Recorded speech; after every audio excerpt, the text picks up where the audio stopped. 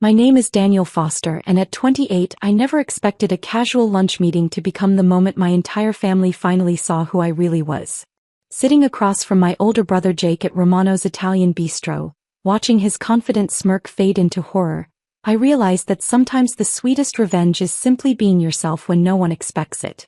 But before I tell you about that lunch and what happened when Jake's boss Richard Sterling walked through those restaurant doors, let me know where you're watching from in the comments and hit that like button if you've ever been the underestimated sibling who quietly built an empire while everyone was looking the other way. Growing up as the younger foster brother meant living in Jake's carefully crafted shadow. He was everything our parents valued: aggressive, confident, socially connected, and relentlessly ambitious. While I preferred books to parties and strategy games to sports, Jake dominated every room he entered with his loud personality and natural charisma.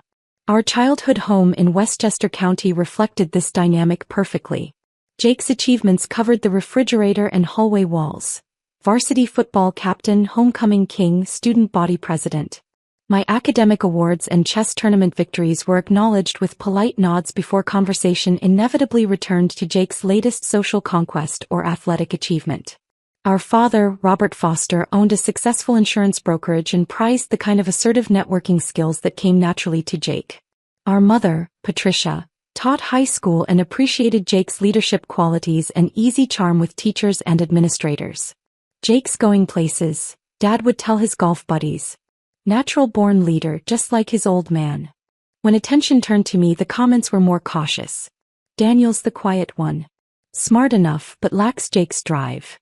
The pattern established early and persisted through high school. Jake excelled at making connections, building relationships, and positioning himself at the center of every important social circle. He dated the popular girls, befriended the influential families, and graduated with a network that immediately opened doors in the business world. I took a different approach. While Jake was attending parties and building his social media presence, I spent hours reading business books, studying market trends, and teaching myself programming languages. I found more satisfaction in understanding how systems worked than in working the system itself. The divergence became more pronounced during college. Jake attended our father's alma mater, joining the same fraternity and studying business administration with a focus on sales and marketing. His college experience was exactly what our parents expected: networking events, internships at prestigious firms, and a social life that expanded his professional connections. I chose a smaller school with a strong computer science program. While Jake's Instagram showed fraternity parties and spring break trips, I was building websites for local businesses and learning about emerging technologies. My social media presence was minimal, but my bank account was growing from freelance programming projects. The family dinners during those years followed a predictable script. Jake would regale everyone with stories of his internships, job interviews, and networking successes. Our parents hung on every word, asking detailed questions and offering advice based on their own professional experiences. When conversation turned to me, I offered brief updates about my coursework and avoided mentioning the small software consulting business I'd started.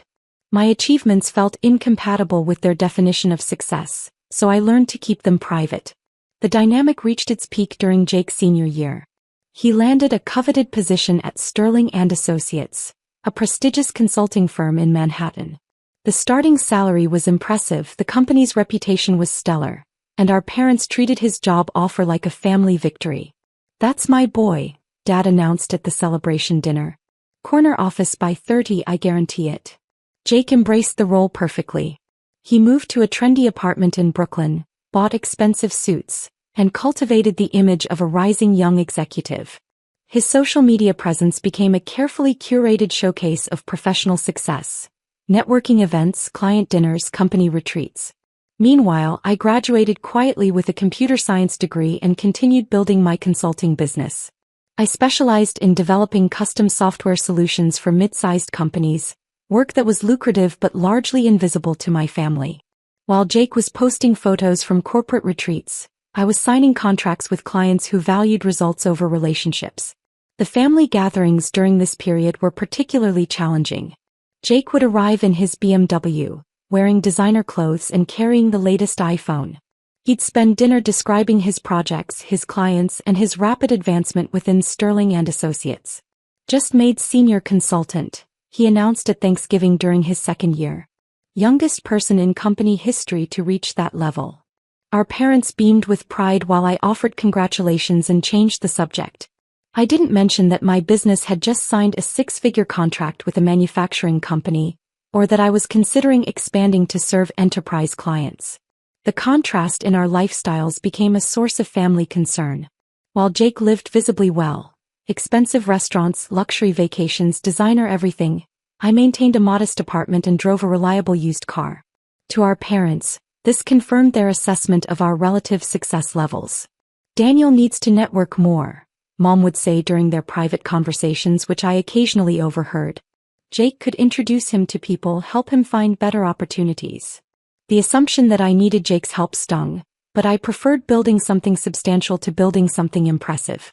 My client base was growing through referrals and quality work, not through networking events and social connections. By Jake's third year at Sterling and Associates, the family dynamic had solidified into a predictable pattern. He was the success story, the golden child whose career validated our parents' values and expectations. I was the underachiever, the younger brother who'd failed to capitalize on his potential. This narrative reached its crescendo at our parents' anniversary dinner last spring. The entire extended family gathered at Romano's Italian Bistro, the same restaurant where everything would change 6 months later. Jake arrived late as always, making a grand entrance that drew attention from nearby tables. He'd just returned from a company retreat in the Bahamas and couldn't stop talking about his projects, his bonus structure, and his trajectory toward partnership track. Our aunts and uncles listened with admiration while our cousins asked questions about his glamorous corporate life. When attention briefly turned to me, I mentioned that business was going well and left it at that. But Jake, emboldened by wine and the admiring audience, decided to elaborate on our different paths. "Dan's still doing his computer thing," he said with condescending affection. "Small stuff, local clients. Nothing wrong with staying small, right, Dan?" The comment drew uncomfortable chuckles from relatives who weren't sure how to respond. I smiled and nodded, accustomed to his casual dismissals of my work. But Jake wasn't finished. Perhaps sensing an opportunity to reinforce his position as the family's success story, he leaned back in his chair and delivered the line that would make our next encounter so particularly satisfying. "You'll never be successful like me, Dan," he said with the confidence of someone who'd never been seriously challenged. "Some people are just built for bigger things." The table fell silent. Even our parents looked uncomfortable with the bluntness of his statement. But Jake seemed pleased with himself, having clearly established the hierarchy in front of our entire extended family. I took a sip of water and smiled. "You might be right, Jake." What I didn't tell him, what I hadn't told anyone, was that earlier that week I'd signed the largest contract in my company's history. Sterling and Associates, Jake's prestigious employer, had hired my firm to overhaul their entire client management system. The project was worth $800,000 and would take 8 months to complete. The irony was delicious, but I kept it to myself. Jake had no idea that his own company had become my biggest client, or that his boss Richard Sterling had personally approved my proposal after a competitive bidding process. The months following that anniversary dinner were productive but quiet. I focused on delivering exceptional work for Sterling and Associates while maintaining my other client relationships. The project was complex, integrating multiple software systems, streamlining workflows, and creating custom applications that would save the company hundreds of thousands annually. Richard Sterling proved to be an ideal client. Unlike Jake, who valued appearance over substance, Richard was impressed by results and efficiency. Our weekly progress meetings were focused and productive, with Richard frequently expressing appreciation for my team's professionalism and expertise. "This is exactly what we needed," Richard told me during one of our sessions. "Your approach is saving us months of development time and delivering capabilities we didn't even know were possible." What made the situation particularly interesting was that Jake remained completely unaware of my involvement with his company. Sterling and Associates was large enough that individual consultants didn't interact with every department, and my project was handled through the IT and operations divisions rather than Jake's client services team. Jake continued his pattern of family updates, regaling everyone with stories of his client successes and professional advancement. He'd been promoted again and was now managing a small team, a development that our parents celebrated as evidence of his leadership potential. Meanwhile, I was quietly revolutionizing the technology infrastructure that enabled his entire department to function effectively. The client management system I was building would directly impact his daily work, but he had no idea who was creating it. The project progressed smoothly through the summer and early fall. My team delivered each milestone on schedule and within budget, earning increasingly positive feedback from Sterling and Associates' executive team. Richard began discussing additional projects and hinting at a long-term partnership that could expand my business significantly. But I still hadn't told my family about the Sterling and Associates contract. The combination of Jake's arrogance and my parents' obvious favoritism made me reluctant to share achievements that might be dismissed or minimized. I'd learned to let my work speak for itself rather than seeking external validation. The turning point came in November when Richard Sterling suggested we meet for lunch to discuss the next phase of our partnership. He proposed Romano's Italian Bistro, the same restaurant where Jake had declared I'd never be successful like him. "It's convenient to our office," Richard explained, "and they have a private dining room where we can discuss confidential details." I agreed, amused by the coincidence but not expecting any particular drama.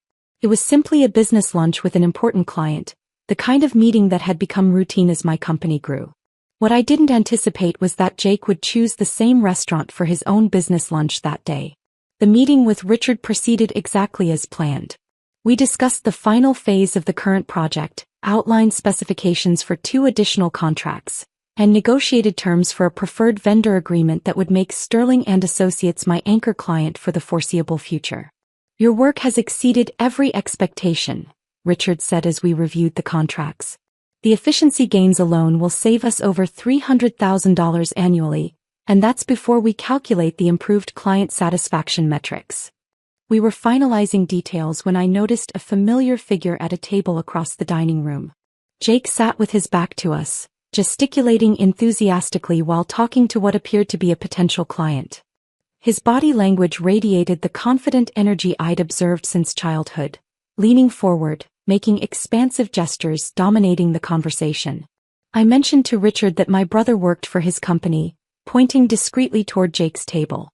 "Jake Foster?" Richard asked, following my gaze. "Solid performer, good with clients. He's in our business development division." "He's mentioned you," I said carefully. "Speaks very highly of the company culture and leadership." Richard smiled. "We're proud of our team. Jake's contributed to some significant client wins this year." As we finished our business discussion and prepared to leave, Richard suggested introducing himself to Jake. "Always good to connect with family members," he explained. "Plus, I'd like to thank him personally for his recent work on the Morrison account." I agreed, curious to see Jake's reaction but not expecting the dramatic scene that was about to unfold. We approached Jake's table just as he was launching into what sounded like a familiar story about his rapid advancement within the company. His lunch companion, a middle-aged man in an expensive suit, listened with the polite attention of someone evaluating a potential business partner.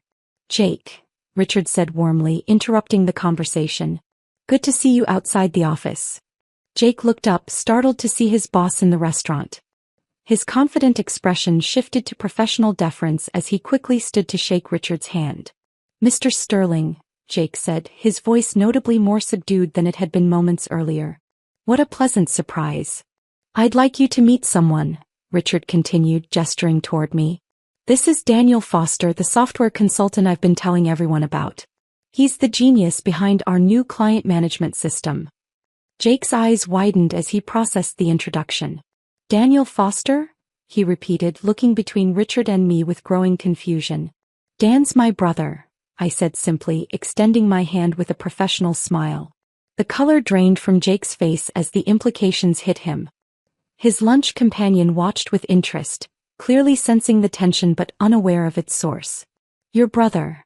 Richard asked, delighted by the coincidence. "Jake, you never mentioned your brother was running the consulting firm that's been transforming our operations." Jake opened his mouth but no words came out. I could see him frantically trying to reconcile his image of his unsuccessful younger brother with Richard's description of a valued business partner. "Daniel's company has been absolutely exceptional," Richard continued, either unaware of Jake's distress or choosing to ignore it. "Professional, innovative, ahead of schedule on every deliverable. We're signing an expanded contract today that will make them our primary technology partner. Jake's lunch companion looked impressed. Software consulting, he said, extending his hand to me. That's a growing field. You must be doing very well for yourself. Business has been good, I replied modestly, shaking his hand while watching Jake struggle to process what was happening. Richard checked his watch. I should get back to the office, but Jake, make sure you give your brother the recognition he deserves. His work is going to revolutionize how we serve our clients. As Richard prepared to leave, he turned back to me. Daniel, I'll have the contracts reviewed by legal and back to you by Friday. Looking forward to our continued partnership. He shook my hand again, nodded to Jake's lunch companion, and headed toward the exit, leaving Jake and me standing beside the table in awkward silence. Jake's companion looked between us with growing curiosity. So you're the software consultant Sterling was talking about, he said to me. Impressive client to land. Sterling and Associates has been great to work with, I replied. Professional organization, clear communication, realistic timelines. Jake finally found his voice. Dan, I had no idea you were working with my company. It came up through normal channels, I said calmly. Competitive bidding process, proposal presentations, the usual client acquisition process. Jake's lunch companion excused himself to take a phone call, leaving us alone at the table. Jake sat down heavily, staring at me with an expression I'd never seen before. A mixture of shock, confusion, and something that might have been respect. $800,000, Jake said quietly. Richard mentioned the contract value in our team meeting last week. I had no idea that was you. I sat down across from him, the same position we'd occupied during countless family dinners where he dominated the conversation with stories of his professional success. You never asked about my work, I pointed out. You assumed small stuff, local clients, remember? Jake winced at having his own words reflected back to him. But how? I mean, when did you? How long have you been building the business? About 6 years. Sterling and Associates isn't my only client, Jake. They're just the most recent. He leaned back in his chair, processing information that clearly challenged everything he thought he knew about our relative success levels. 6 years, he repeated. And our parents never. I don't talk about work at family dinners, I said. You seem to have that covered. The truth of that statement hung between us. 4 years, Jake had monopolized conversations about professional achievement, never leaving space for others to share their own accomplishments. My success had developed quietly without fanfare or family recognition, but it had developed nonetheless. Jake's lunch companion returned, apologizing for the interruption and clearly eager to continue their business discussion. But Jake seemed distracted, glancing at me repeatedly while trying to maintain his professional demeanor. I should let you get back to your meeting, I said, standing to leave. Dan, wait, Jake called after me. Can we talk later? I mean, really talk. I nodded. Call me tonight. We should catch up. As I walked toward the exit, I heard Jake's companion ask, Everything all right? You seem a bit shaken. Jake's response was muffled, but I caught the words, my brother, and didn't realize. The drive back to my office gave me time to process what had just happened. 4 years, I'd built my business and my reputation without family recognition or support. I'd chosen substance over visibility, results over relationships, competence over charisma. Jake's shock at discovering my success revealed how completely he'd dismissed my potential. In his mind, I was still the quiet younger brother who lacked his drive and ambition. The possibility that I might have found a different path to success, one that didn't require his particular combination of networking and self-promotion, had never occurred to him. That evening, Jake called as promised. The conversation was unlike any we'd ever had. I owe you an apology, he began without preamble. Actually, I owe you several apologies. You don't need to, I started, but he interrupted. Yes, I do.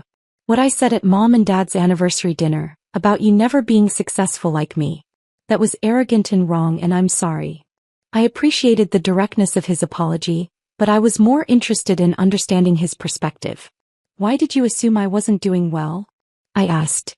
You never asked about my work, my clients, my income. Jake was quiet for a moment. Because you don't live like you're successful, he said finally. No expensive car, no designer clothes, no flashy apartment. I thought success looked like what I was doing. It was an honest answer, and it revealed something important about how our family had defined and measured achievement. I invest differently, I explained. Business growth, technology, long-term stability rather than short-term appearance. Richard called you a genius, Jake said quietly. In the team meeting when he was talking about the new system. He said we were lucky to find someone with your capabilities. The conversation continued for over an hour. Jake asked detailed questions about my business model, my client base, and my growth trajectory.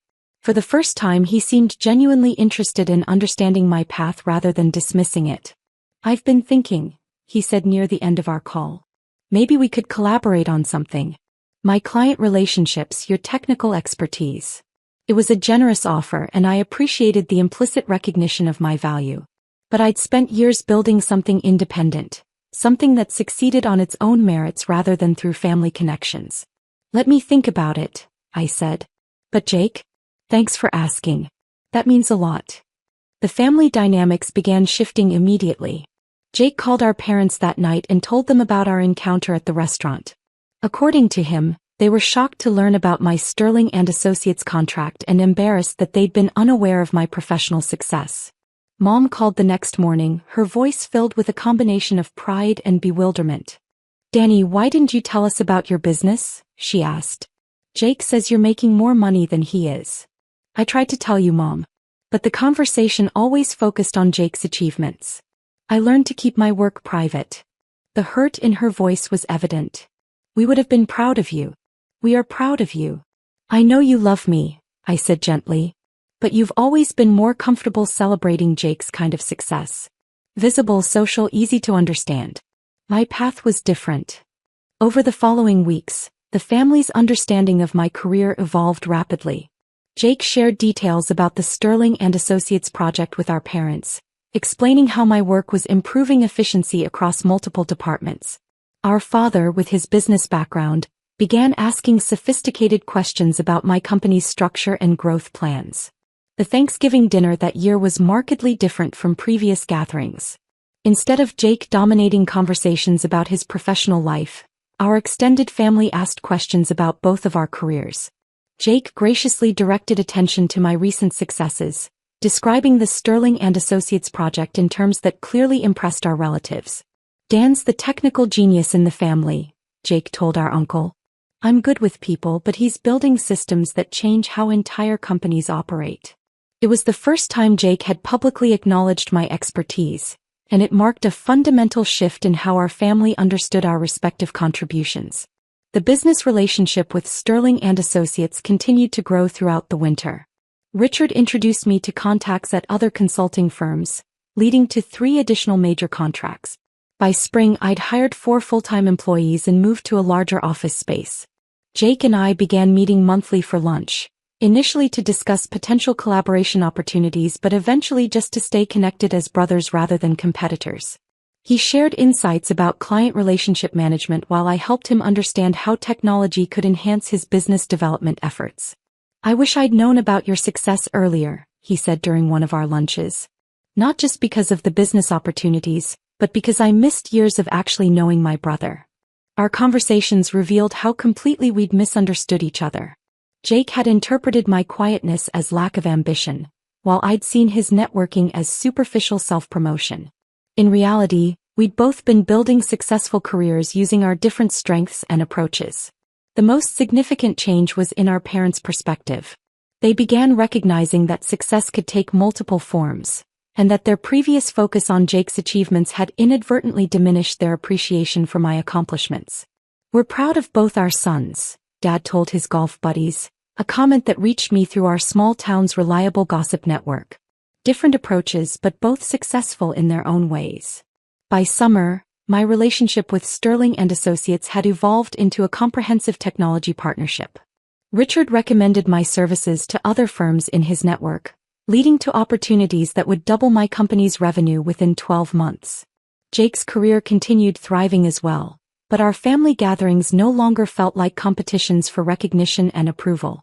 We'd learned to celebrate each other's achievements rather than using them to establish hierarchy or validate different definitions of success. The most profound change, though, was in my own confidence.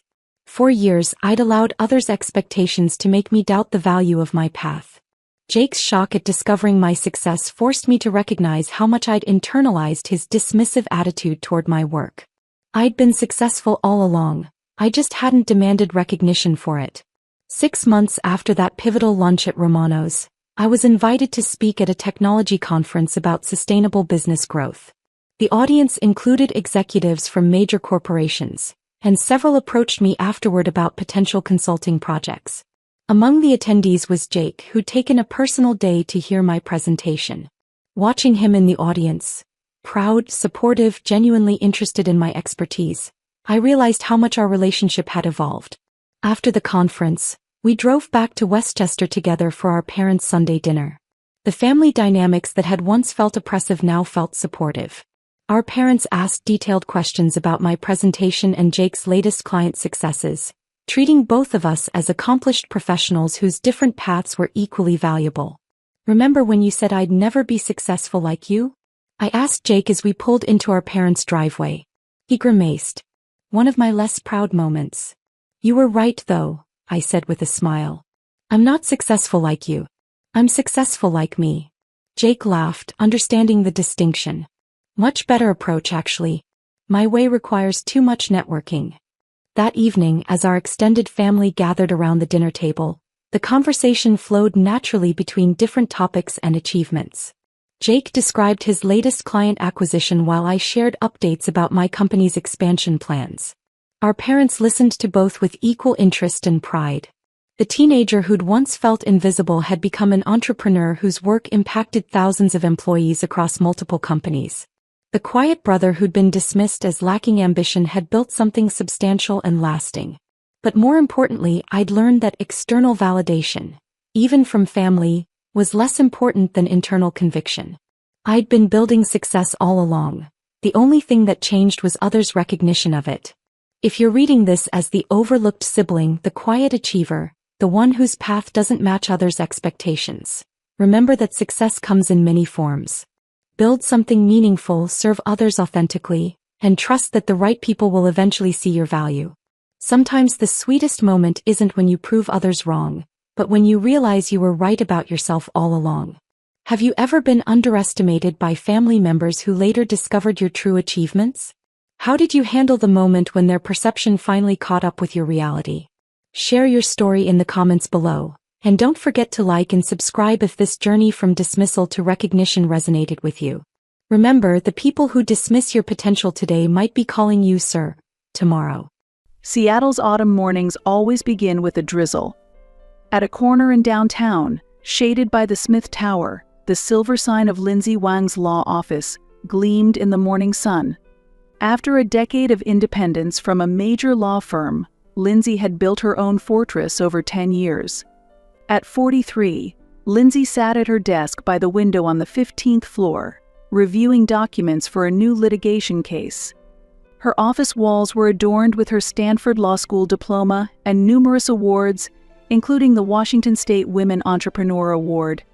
Beside these, there was a family photo of her 12-year-old daughter Madison and her husband Thomas, who was currently on a work assignment in Hong Kong. In the sunlit photo, the three of them were smiling happily.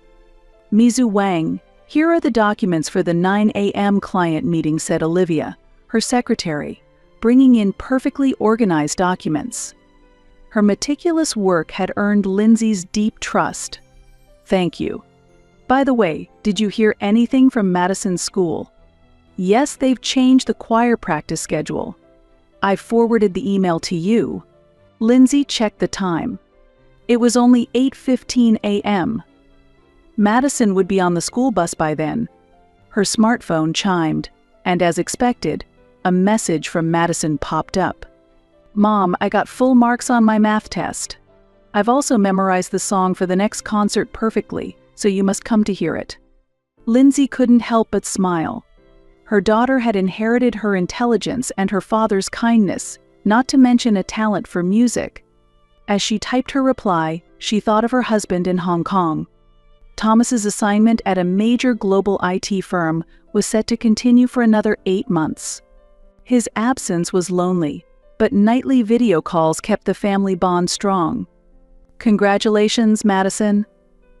Let's order your favorite Thai food tonight as a special treat. I'll definitely be at the concert. We'll show the video to Dad too." Balancing work and parenting was never easy. However, Lindsay managed it skillfully. She always made sure they had breakfast together, and she tried to get home early for dinner as much as possible. On weekends, they would watch movies or go jogging in the nearby Green Lake Park. With her husband away, the bond between mother and daughter had only grown deeper. "Mizu Wang, it's almost time for your meeting." Olivia's voice brought Lindsay back to reality. The dispute case with a major construction company would be a tough negotiation, but that was what made it rewarding. Before entering the meeting room, Lindsay noticed a message from her mother, Debbie. "Lindsay, about this month's rent." Lindsay sighed softly. Since her father's death, her mother's financial situation had rapidly deteriorated. Her father had seemed a successful businessman, but in reality he had been burdened with substantial debt. The insurance money had vanished into debt repayment, and Debbie started receiving threatening calls from creditors. Using her legal expertise, Lindsay had begun legally protecting and financially supporting her mother. This included paying for her luxury apartment rent and living expenses, a duty she believed was hers as a daughter. Her support extended similarly to her sister Kristen, who had become a single mother after their parents' divorce. Kristen had been struggling with part-time jobs, but covering her son's education costs was beyond her means. When Kristen pleaded for Joseph's future, Lindsay couldn't say no. But now, Lindsay needed to focus on the task at hand. She decided to reply to the message later. Opening the conference room door, Lindsay greeted everyone with her usual smile. "Good morning, everyone. Let's begin our discussion." After the morning meeting, Lindsay looked outside. The drizzle had cleared up, and unusually, the sky was blue. Madison would be in her favorite English class by then. As she opened the door, Olivia came in with new documents. "Final checks for tomorrow's trial. Also, Madison's school contacted us again about the change in the date for next week's parent-teacher meeting." The sky was beginning to fill with rain clouds again. "Mizu Wang, your mother is on the phone." Olivia's voice brought Lindsay back to the present. It was unusual for Debbie to call without waiting a day after sending a message. Calls from her mother were always about money. "I'm sorry I couldn't reply earlier because of work. What's up?" "Lindsay, it's about the rent and also about Joseph's school trip expenses." Her mother's voice had no hint of hesitation. Lindsay suppressed a deep sigh. Last week it was a new hobby. The week before it was tutoring fees. The demands seemed endless. "Let me think about it. I'll check the budget." On the other end of the phone, Lindsay could feel her mother's breath pause. The old Lindsay would have agreed immediately. However, lately, she felt the need to reassess her financial support to her family. Particularly troubling were her mother Debbie and sister Kristen's lifestyles. Their social media were frequently filled with pictures of luxury brands and fine dining. They depict lifestyles that surely couldn't be supported by part-time incomes alone. Thinking of her daughter Madison's future, Lindsay knew she couldn't continue the support indefinitely. Her husband Thomas had also expressed similar concerns during their recent video calls. "Helping those you love is important, but creating dependency is not good," he had said. After hanging up with her mother, Lindsay opened her laptop. She began drafting a message in reply to the email from her mother that she had set aside. "Please let me reconsider the amount of money I send from next month. I want to discuss this properly, so please tell me a convenient day for you." Before hitting send, Lindsay hesitated for a moment. She wondered what impact this decision would have on her family relationships, but it was a necessary decision. After sending the email, a call from her sister, Kristen, came through immediately. "Why now?" Anger was evident in her sister's voice. "Think about Joseph's future. Let's talk about this calmly, Kristen. Calmly." Kristen's voice trembled. You spare no expense for Madison's needs." Lindsay was taken aback by those words. Indeed, she wanted the best education for Madison. But wasn't that a natural desire for any parent? The conversation ended without resolution. A week passed, and the parent-teacher meeting for Madison was approaching. There was a knock at the office door, and Olivia entered. "Here are the final preparations for your business trip tomorrow. You have a morning flight." "Thank you," Lindsay interrupted. "Call my mother. Check if she can take Madison tomorrow." Normally, Lindsay would avoid leaving her daughter with her mother. But the next day's trial was critical, and she had no other choice. Plus, she was concerned about her mother. Since telling her about the reduction in support, she hadn't heard anything from her. While Kristen had called angrily, her mother's silence was unnerving. Olivia returned. "Your mother said of course Joseph will be there too, so they can play together." Lindsay felt uneasy about the quick affirmation. Usually, her mother would have more excuses for such requests. She might claim she was feeling ill or had plans with friends. But there was an important trial the following day. The trip was unavoidable. If Madison was to be left with anyone, her grandmother's house was the best option. Yet deep down, a sense of unease grew. During dinner with Madison, Lindsay asked her daughter, "Is it okay for you to stay at Grandma's tomorrow? You can play with Joseph." "Yeah." Madison hesitated, then added, "But lately, Joseph has been avoiding me." Lindsay listened closely to her daughter's words. Joseph's change in behavior, Kristen's irritation, her mother's unnaturally quick agreement to take Madison. All these hinted at something ominous. Yet, unable to define her foreboding, time passed. The next day, in the car to the airport, Lindsay recalled her parting words to her daughter. "Promise me, Madison. If anything happens, call me right away." "I know, Mom. It'll be fine." Madison responded with her usual bright smile. Lindsay left her daughter in her mother's care, watching her wave goodbye in the rearview mirror. Somehow, the sight lingered in her mind. Seattle-Tacoma International Airport was busy with the morning rush. After boarding, Lindsay reviewed her documents for the trial. The dispute with the major construction company was a pivotal case for her law firm. She tried to focus, but couldn't settle down. "Ladies and gentlemen, we will be taking off shortly." The flight attendant's announcement echoed in the cabin. Before turning off her cell phone, Lindsay checked for messages one last time. There was nothing from Madison. From Debbie as well. It should have been a normal occurrence, yet Lindsay couldn't shake the feeling of unease. The court session was proceeding smoothly. Lindsay's arguments were precise, and she was overwhelming the opposing counsel. Soon after the session was adjourned, her cell phone suddenly vibrated. It was from Madison. "Mom." With just that one word, Lindsay instinctively knew something terribly wrong had happened. "What's wrong, Madison?" "Grandma and the others. They left without me." Madison's voice was trembling. Lindsay felt the blood drain from her face. "What do you mean? Explain it to me in detail." "I was playing in the yard, and then everyone got in the car and left. Joseph, Grandma, and Aunt Kristen haven't come back." Lindsay's hands trembled. "Where are you now?" "At Grandma's house."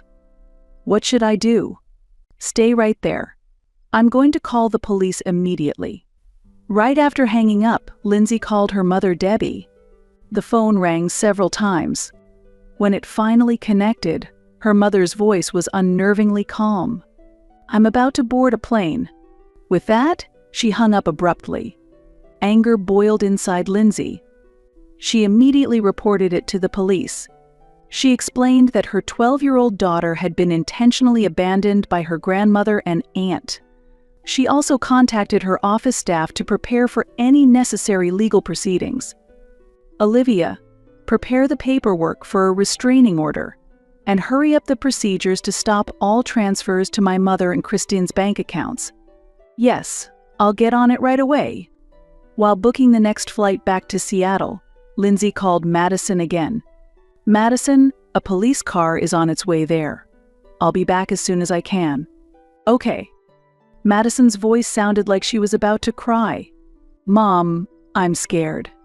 "It's okay, you haven't done anything wrong. I'll be there soon." After hanging up, Lindsay struggled to control her emotions. Why would her mother and sister do such a thing? Abandoning a 12-year-old child like that was clear child neglect. Throughout her journey to the airport, Lindsay kept in touch with the police. She was informed that a patrol car had arrived at the scene and Madison was safely secured.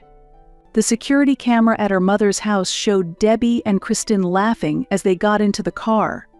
This was no accident. It was a deliberate act. On the plane back to Seattle, Lindsay's hands trembled as she took notes in her notebook. Timelines, evidence, necessary legal steps. She couldn't let her emotions get the better of her. She had to handle this calmly, as a lawyer should. When she arrived at her mother's house, Madison was with a police officer. The moment Lindsay saw her daughter, she nearly let all her emotions overflow. "Mom." Madison ran towards her, crying. Lindsay hugged her daughter tightly. She could feel her small body shaking. "You did really well. It's all okay now." A police officer approached them. "We've reviewed the footage from the security camera. It clearly shows a premeditated act. Would you like to file a complaint?" Lindsay paused for a moment, then resolved herself. "Yes, and I will also apply for a restraining order." At that moment, Lindsay's cell phone rang. It was from her mother. She rejected the call. Protecting her daughter was her top priority now. On the way home, Madison began to slowly recount what had happened. "Joseph suddenly became cold to me. And then when I was playing alone in the garden, I heard the sound of the lock and everyone was gone." Lindsay listened to her daughter while piecing together the events.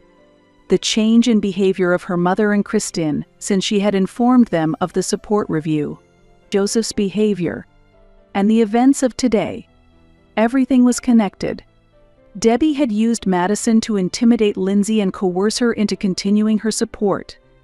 And Kristen saw it as an opportunity to vent her jealousy towards her successful sister. Upon arriving home, Lindsay immediately contacted her office. "Olivia, cancel all appointments starting tomorrow and arrange for a psychologist appointment for Madison." That day marked a significant change in their family's relationships. But it was an unavoidable choice. Lindsay had to protect her daughter and put an end to the distorted family dynamics. A heavy atmosphere hung in Lindsay's office conference room. Documents were neatly arranged on the table. Screenshots from the security camera, the initial police report, the application for a restraining order. Everything testified to the gravity of the previous day's events. "Mizu Wang, your mother has called," Olivia quietly informed her. "It's the 10th call this morning. Log the calls." But no need to respond. The video call with her husband Thomas in Hong Kong had been completed early in the morning. He had offered to return immediately, but Lindsay declined. She wanted to avoid emotional decisions. Everything needed to be handled legally and definitively. The office's consulting attorney, Wayne Harrison, entered. A longtime friend, he had come immediately upon hearing about the situation. "I've reviewed all the documents. The restraining order will undoubtedly be issued. The issue is what comes next." Lindsay nodded silently. "I've already started the process to completely stop the financial support." "That's a wise decision," Wayne continued while reviewing the documents. "But we need to consider their reaction, especially the possibility of defamation in public." At that moment, Lindsay's smartphone vibrated. It was a message from her mother via an SNS account she hadn't checked in a long time. "Why did you call the police?" "It's a family matter. Madison wasn't in any danger, it was just a lesson." Lindsay's hands shook. A lesson? Leaving a 12-year-old child behind as a lesson?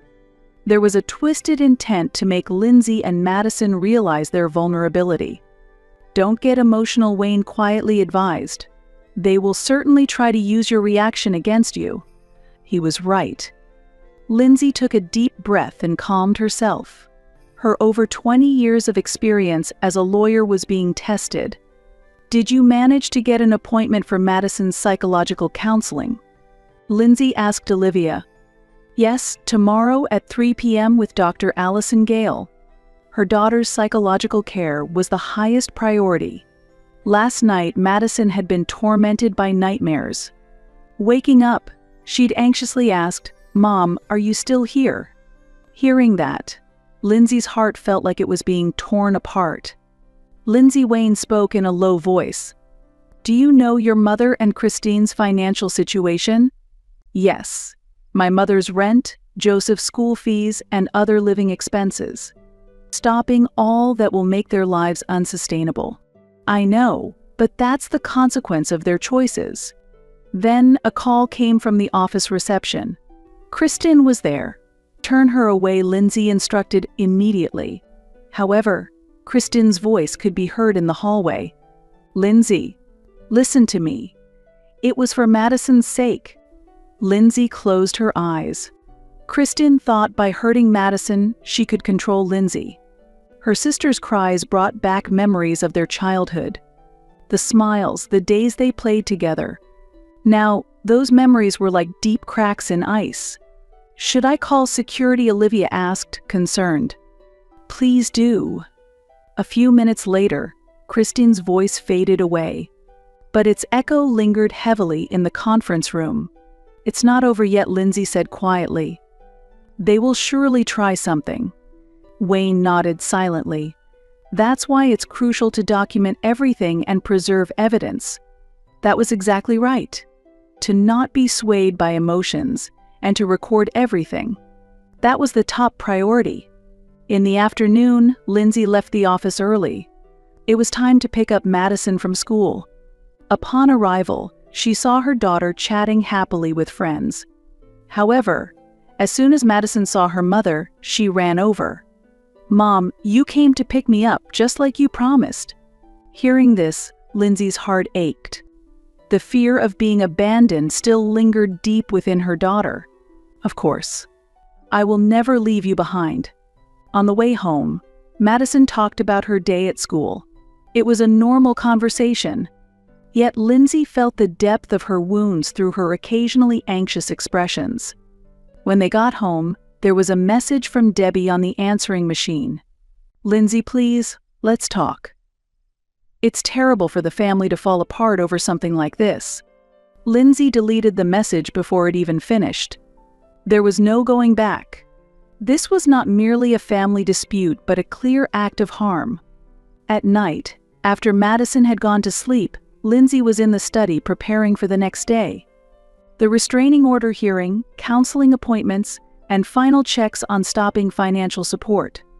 Everything had to proceed without delay. It was the only way to protect her daughter and herself. A month had passed, and Lindsay was looking at the changing autumn scenery from the office window. On her desk monitor, there were notifications of Debbie's unpaid rent and Joseph's expulsion from school. After the restraining order was issued and all financial support was stopped, the anticipated consequences had begun to manifest one after another. Olivia brought in new documents. They were communications from Debbie and Kristen's representative. Initially, they had threatened to sue Lindsay for defamation. However, the clear evidence from the security camera footage made those threats empty. Schedule a meeting with their representative, Lindsay instructed calmly. She was determined to avoid emotional responses and handle everything through legal procedures. That was the best way to protect herself and her daughter. The previous night, Madison had a peaceful night for the first time in a while. The bi-weekly counseling was starting to show effects. According to Dr. Gale, Madison's recovery was progressing well. Still, the occasional anxious expressions tightened Lindsay's heart. "Your mother has moved out." Olivia's voice brought Lindsay back to reality. "She left the upscale apartment in Bellevue last week. She was 3 months behind on rent." Lindsay nodded quietly. Her mother's new address was a state housing unit in the outskirts of downtown. It was a place unimaginable from her once elegant lifestyle. There's also news about Kristen Olivia continued. Joseph's father, having heard about their plight during a visit, has gained custody. Kristen has been ordered to pay child support. She's living with your mother now. Just then, Wayne entered with new information.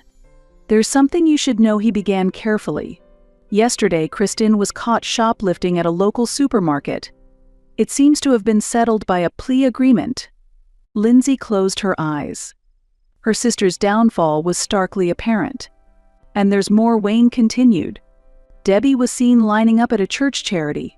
She was there to receive food assistance. Such assistance would have been unthinkable for her mother in the past.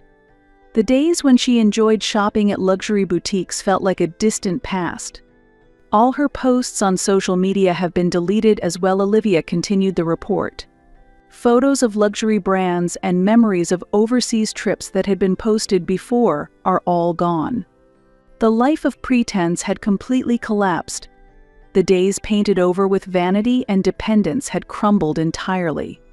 From a legal standpoint, Wayne, as an expert, added his perspective. Their current situation underscores the justification for discontinuing the support. It proves that their former luxurious lifestyle was entirely dependent on your financial aid. Lindsay nodded silently, processing the situation with restrained emotion. This was the result of a decision she had made, a necessary consequence. Mom, look. In the afternoon, when Madison returned from school, she excitedly showed Lindsay her artwork. My teacher said we should enter it in the art exhibition. Seeing her daughter's smile, Lindsay felt a sense of relief. Madison had been incredibly strong. Although her school performance had temporarily dropped after the incident, it was now returning to its previous level. Congratulations, it's a wonderful piece. During a video call with Thomas, he too was pleased to hear about Madison's recovery. He had managed to shorten his assignment abroad and was scheduled to return next month. At the Seattle-Tacoma International Airport arrival lobby, Lindsay and Madison waited for Thomas to return from Hong Kong. "Dad's here," Madison exclaimed joyfully. "Welcome back," Lindsay said as she hugged her husband. "It's good to be all together again." As they got into the car, Thomas turned to speak to Madison in the back seat. "How's school, Madison?" "Yeah, it's fun. Next week is the Winter Music Festival. I've got a solo part on the piano." Madison's voice lacked the anxiety it once held. She was showing a maturity beyond her 12 years. Normal family times, normal happiness. Yet, Lindsay deeply felt that such normalcy was anything but taken for granted. The next morning, Lindsay went to the office early. There was a letter from her mother on her desk, marked as already opened. It had been delivered through legal procedures. "Lindsay, I won't ask for forgiveness anymore. I just hope you and Madison are happy." After reading the letter, Lindsay sighed deeply. Forgiving and mending the relationship were two separate matters. Now, she wanted to focus on building a new family structure. No more fears, no more worries. When she got home, Thomas had already returned and started preparing dinner. The delicious smell wafted from the kitchen. Madison had started practicing the piano in the living room. Her parents listened attentively to her playing. The music filled the room. "Oh dear, Emily, it looks like I left my wallet at home. And my cards, too." Her mother, Samantha, said with a mischievous smile, her eyes filled with expectation. Her father, Jacob, joined in, and their cheerful laughter echoed through the luxurious restaurant where the family had gathered for a grand dinner. When the astonishing bill of $2,000 arrived, their laughter grew even louder, as if the absurdity of the situation were an inside joke. But when Emily sat quietly at the table, their cheerfulness abruptly halted.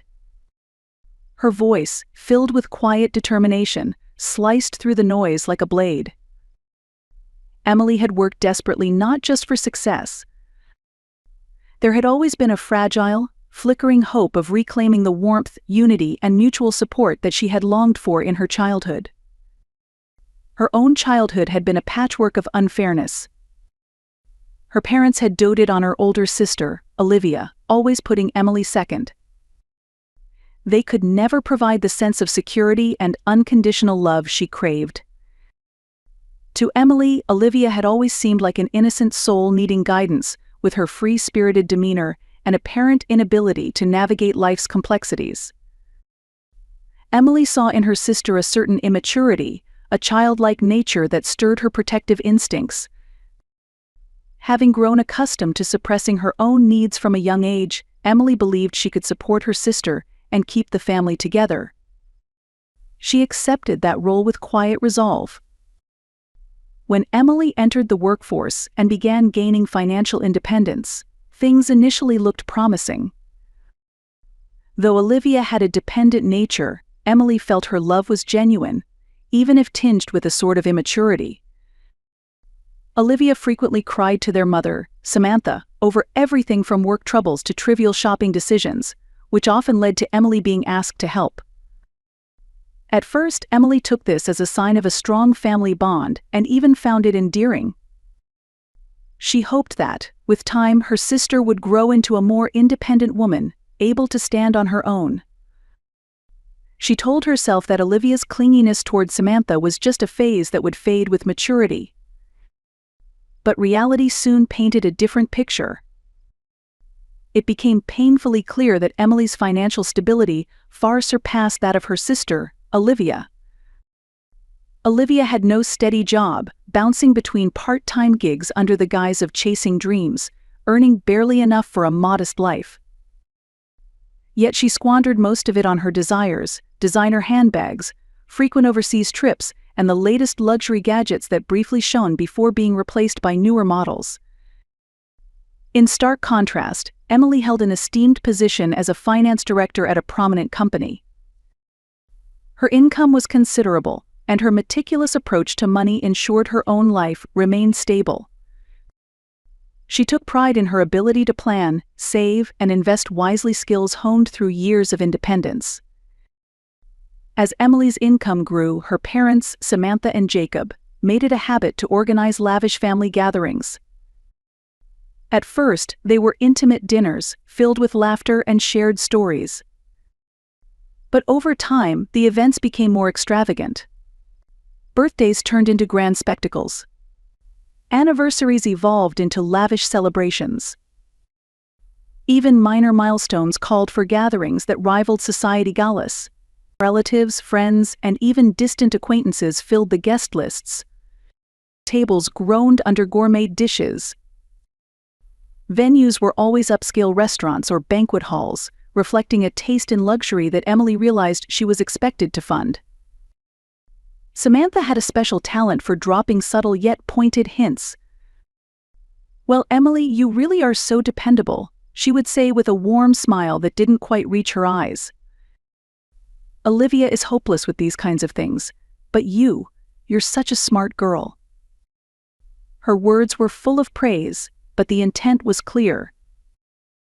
Emily was expected to pay the bill. And Olivia? She showed no resistance. She nodded at their mother's suggestion, her silence signaling an unspoken agreement that this was simply how things worked. "Emily's got the money, so why not? We're family, right?" She shrugged as she spoke, oblivious to the weight of her words. To her, it was a practical arrangement, not an unfair burden placed on her sister's shoulders. At first, Emily complied without protest. She wanted to be the ideal daughter, the perfect sister who supported her family. She yearned for their approval, a sense of belonging she had never fully received growing up. She bought lavish gifts for her parents and sister, designer handbags for Samantha, a sleek watch for Jacob. She planned elaborate celebrations, ensuring every detail was perfect. Even when the restaurant bills reached tens of thousands, she paid without flinching. To her, these were sacrifices worth making for family harmony. A small price to pay for the love and acceptance she so desperately sought. But the cost began to rise both financially and emotionally. Her family's demands became insatiable. luxury resort vacations, custom furniture for her parents' house, the latest home appliances, a complete renovation of the family home, all funded by Emily's income. She watched her savings dwindle, her personal dreams delayed. She stopped buying new clothes, skipped her own vacations, and cut back on small pleasures, like dining out with friends, all to meet the ever-growing expectations of her family. But no matter how much she gave, it was never enough. Samantha's requests grew bolder, cloaked in feigned concern for Olivia. "You don't want Olivia to feel miserable, do you? Or, this is for the family, Emily. You understand, right?" Emily felt a slow burning resentment take root. She worked grueling hours, her days filled with high-stakes meetings and complex financial strategies. And yet her earnings were being siphoned to fund a lifestyle she had not chosen. She began to feel like a stranger in her own life. Her identity had been reduced to that of a provider, a role she had never agreed to. Memories from childhood floated up like unwelcome guests. Her mother's words, always prioritizing her sister, the willful absence of her father who chose to look away, the heavy burden of endurance Emily had carried since she was a girl. She had once vowed to build a different life, one filled with love and mutual respect. Instead, she realized she was trapped in a cycle of obligation. Her efforts were unacknowledged, her sacrifices overlooked. The turning point came when Samantha approached her with yet another request. "Emily, my back is just unbearable lately," she moaned in a voice steeped in rehearsed sorrow. "The doctor says I need therapy at a spa.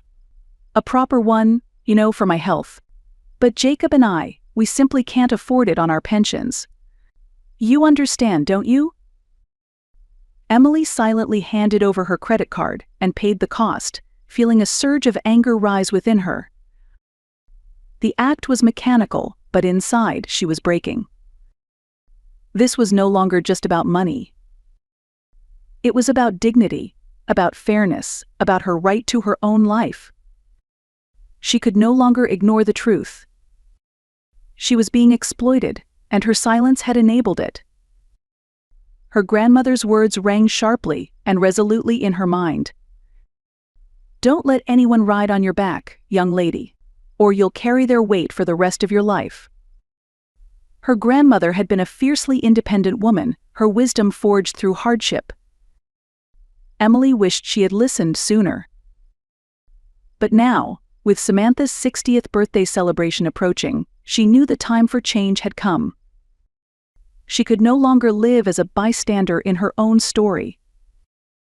Even if it meant risking the fragile bonds she had tried so desperately to preserve, she was determined to end the financial exploitation and reclaim her autonomy. Emily meticulously planned her next steps. The grand birthday event orchestrated by Samantha would be the stage for her resistance. She knew her actions would stir anger, might even tear the family apart. But she was ready. She spent several days gathering evidence. Every receipt, every bank statement, every bill documenting her contributions to the family. She compiled them into a folder, a tangible record of her sacrifices. She wasn't seeking revenge. She wanted clarity, for herself and for them. She wanted to speak truths she had buried for far too long. On the day of the celebration, Emily arrived at the restaurant with a calmness that masked the storm within. The venue was the epitome of elegance. Crystal chandeliers cast warm light over tables adorned with fresh flowers and flickering candles. The air was rich with the aroma of roasted meats, fine wine, and decadent desserts. Guests mingled, their laughter blending with the soft strains of a string quartet. Samantha, radiant in a tailored dress, held court at the head of the table, beaming as she received compliments and gifts. Jacob sat beside her, the ever-quiet partner, his expression one of modest satisfaction. Olivia, seated next to Emily, shifted uneasily, as if sensing the tension radiating from her sister. Emily sat composed, her face a mask of serenity. But within her churned anger, fear, resolve, and a quiet sorrow for the family she had tried to build. She felt like an outsider watching the celebration unfold behind a pane of glass. The smiling guests, the clinking glasses, the heartfelt toasts. It all felt hollow. A performance she could no longer sustain. For too long, she had played the role of the good daughter, and the weight of it was crushing her. As the evening wore on, the guests raised their glasses, offering heartfelt wishes for Jacob and Samantha's health and happiness. Samantha basked in the attention, delivering a speech brimming with self-satisfaction as she spoke of sacrifices and the love her family had shown her. Jacob nodded quietly, watching her shine with quiet pride. Olivia also raised a toast, expressing gratitude for their parents' guidance and love. Emily listened, her heart heavy with bitter irony. To her, Olivia's words rang false, reflecting a world where Emily's contributions were invisible, her role reduced to that of a silent supporter. The meal reached its peak. Waiters glided between tables with platters of exquisitely arranged dishes. Guests savored every bite, their conversations bubbling with gossip and laughter. Samantha, ever the performer, captivated the crowd with stories of her travels, her latest purchases, and her connections with influential figures. Emily sat in silence, her plate untouched, her mind racing. She felt the moment drawing near. The point of no return. When the bill arrived, the waiter discreetly placed it before Samantha. She glanced at it with practiced indifference and, as expected, turned to Emily with a saccharine smile. "Oh, Emily, you'll cover this, won't you?" As always, the words hung in the air, weighted with expectation. The room fell silent. All eyes turned to Emily. The guests, so used to her quiet compliance, waited. But this time, Emily did not reach for her wallet. Instead, she met Samantha's gaze with unwavering, unflinching eyes. There was no fear in them, no hesitation. There was only a tired resolve left. Slowly, she reached for the box filled with envelopes of gifts brought by the guests for the guest of honor. She opened it and began to count the cash inside. Her voice was calm but deliberate. "There's $2,500 here." Her words rang clearly in the silent room. "That should be enough to cover the bill." Then, with composed grace, she pulled a thick folder from her bag. It was the documentation she had carefully prepared. "And this," she said, holding it up for all to see, "is a small bonus for your 60th birthday, Mom."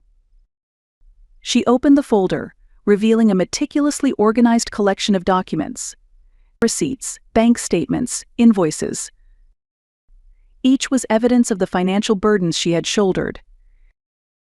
"This is everything I've spent on you, as a family, over the past year." She continued flipping through the pages. "Groceries, utilities, car repairs, gifts, vacations, entertainment, every luxury you enjoyed was paid for with my money." The room was blanketed in stunned silence. The guests stared, wide-eyed or squirming in discomfort, as the weight of her words settled over them. Samantha's face turned a deep shade of crimson, her expression a mix of anger and humiliation. Olivia sat frozen, her mouth slightly open, unable to process the scene unfolding before her. Jacob looked away, his hands clasped tightly in his lap, as if wishing to disappear. Emily's voice remained steady, but her heart pounded furiously.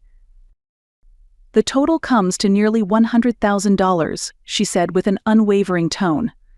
$100,000, earned through my hard work, spent for your pleasure, without a single moment's thought of what it cost me, not just in money, but in time, in dreams, in my own happiness." She paused to let her words settle, scanning the faces of the guests. "Today, I'm done. I will no longer pay for your indulgences." I'm tired of being your money tree, your safety net. I want to live my own life, to pursue what brings me joy, and to spend my money on myself." Samantha sat rigid, her face like a stone mask. Jacob seemed to shrink deeper into his chair, his discomfort unmistakable. Olivia looked deflated, her eyes blinking rapidly as she struggled to make sense of the words. The silence was suffocating, broken only by the faint clink of glass as someone shifted uncomfortably.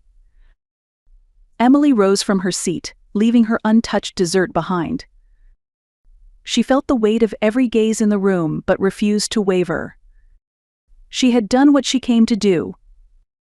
The truth was out, exposed for all to see.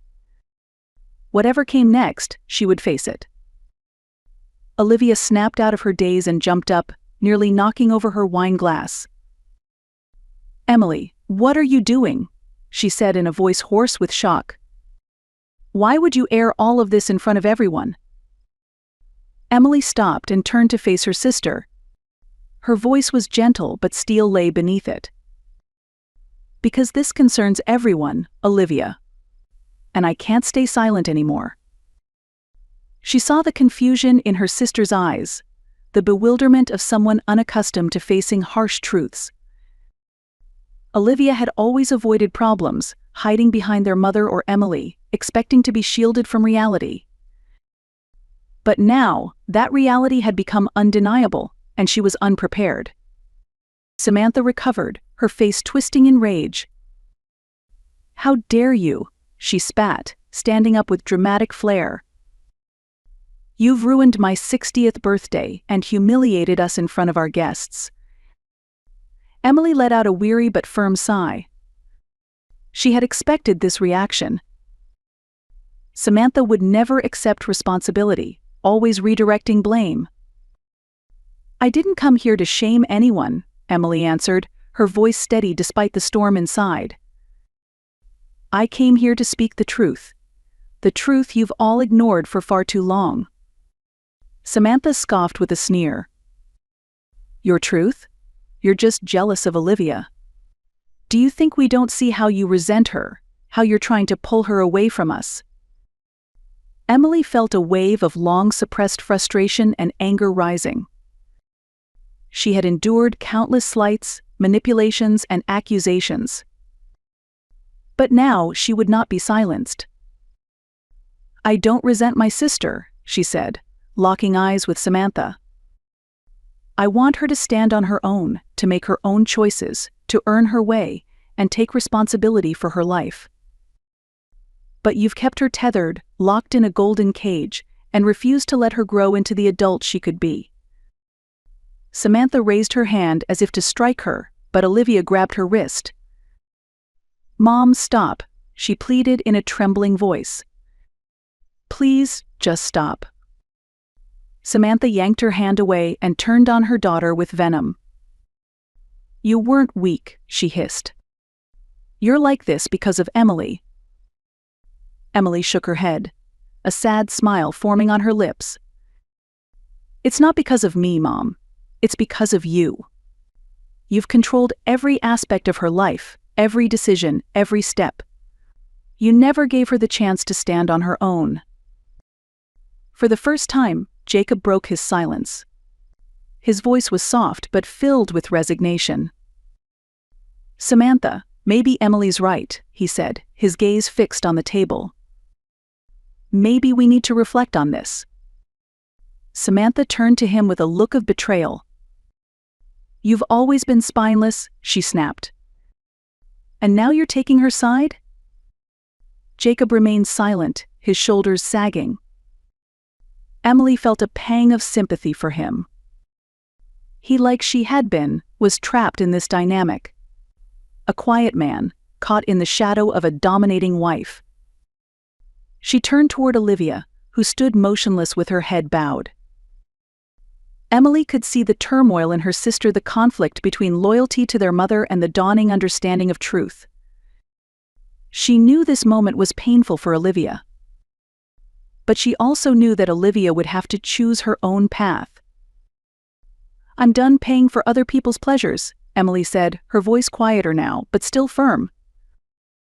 The words carried the weight of a final judgment. The once buzzing guests now avoided her gaze, their discomfort plain. The air was thick with tension, broken only by the occasional clink of cutlery or nervous cough. Everyone knew they had witnessed something profound, something that shattered the illusion of family bliss. Olivia stood speechless, her usual shelter under their mother's wing now gone. For the first time, she could neither hide nor deflect. She looked at Emily as if seeing her for the very first time, a woman transformed by her own strength. All these years, she had taken her sister for granted, seeing her as the dependable provider who always put family first, a selfless presence. Now, that illusion had shattered. Emily felt, even in her exhaustion, a sense of liberation, as if she had finally shed the heavy cloak that had suffocated her for so long. She cast one final glance at Olivia, searching for signs of the adult she had once hoped her sister would become. There was a glimmer of regret in her eyes, but it was too little, too late. "I'm leaving," she said softly, her voice echoing through the silent room. She offered no farewell, no explanation. Everything that needed to be said had already been revealed. She turned and walked toward the exit, her steps steady despite the weight of the moment. Behind her, she heard Samantha's outburst of rage, Olivia's stumbling response, and the murmurs of shocked guests. She did not look back. Stepping into the cool night air, Emily felt the pulse of the city around her. Cars roared, lights flickered, and life went on as if nothing had changed. But for her, everything had changed. This was the moment she stepped into a new chapter, one she would define on her own terms. Returning to her modest apartment, purchased with her own money, Emily felt a deep sense of peace. It was her sanctuary, untouched by Samantha's demands or Olivia's passivity. There were no traces of the flashy luxury her parents longed for, only the quiet comfort of things that were truly hers. Neatly stacked books, framed photos of moments that mattered to her, a life built on her own terms. She sank into her bed, exhausted but wide awake. The events of that night replayed in her mind. She thought of her childhood, of always being second to her sister, of her father's absence. She had dreamed of a family that would heal those wounds. Instead, she had fallen into another kind of trap. But now, she was free. The next morning, Emily awoke with a clarity she hadn't felt in years. She contacted her lawyer to discuss the steps needed to legally refuse future financial demands from her family. She wanted the chance to cut ties and reclaim her life. Afterward, she called her office and requested a leave of absence. She needed time to heal, to rediscover herself, to chart a new course. Over the following weeks, Emily began the process of rebuilding her life. She reviewed her finances with care, redirecting her resources toward her own goals. She enrolled in yoga classes, finding solace in the rhythm of breath and movement. She swam laps at the local pool, letting the water wash away the residue of her past.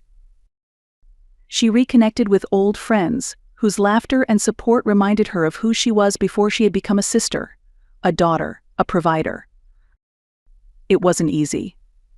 Memories of Olivia lingered, moments of kindness, shared dreams, hopes for a family future.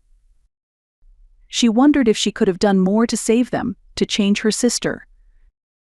But every time she recalled the years of exploitation and the dismissal of her sacrifices, she knew she had made the right choice. A few weeks later, Emily returned to work with renewed energy. She immersed herself in projects, her confidence and passion earning the respect of colleagues and clients alike. She felt alive again, her days full of purpose and possibility. One evening, her phone rang. It was Olivia. She hesitated, her finger hovering over the screen, then answered. "Emily," she said in a soft voice tinged with guilt. "I need to apologize." Emily listened in silence. Her heart was a tangle of emotions. "I was wrong," her sister continued. "I was blind and foolish. I was controlled by Mom. I didn't see you. I didn't appreciate you. I'm truly sorry." For a moment, Emily felt a desperate longing to believe her sister could change. But too much had already been broken. "Olivia," she said gently, "I appreciate your words, but we've become too far apart. We want different things from life. I wish you the best." She ended the call and tears streamed down her face. Not for Olivia or their broken relationship, but for the dream of a family that never came true.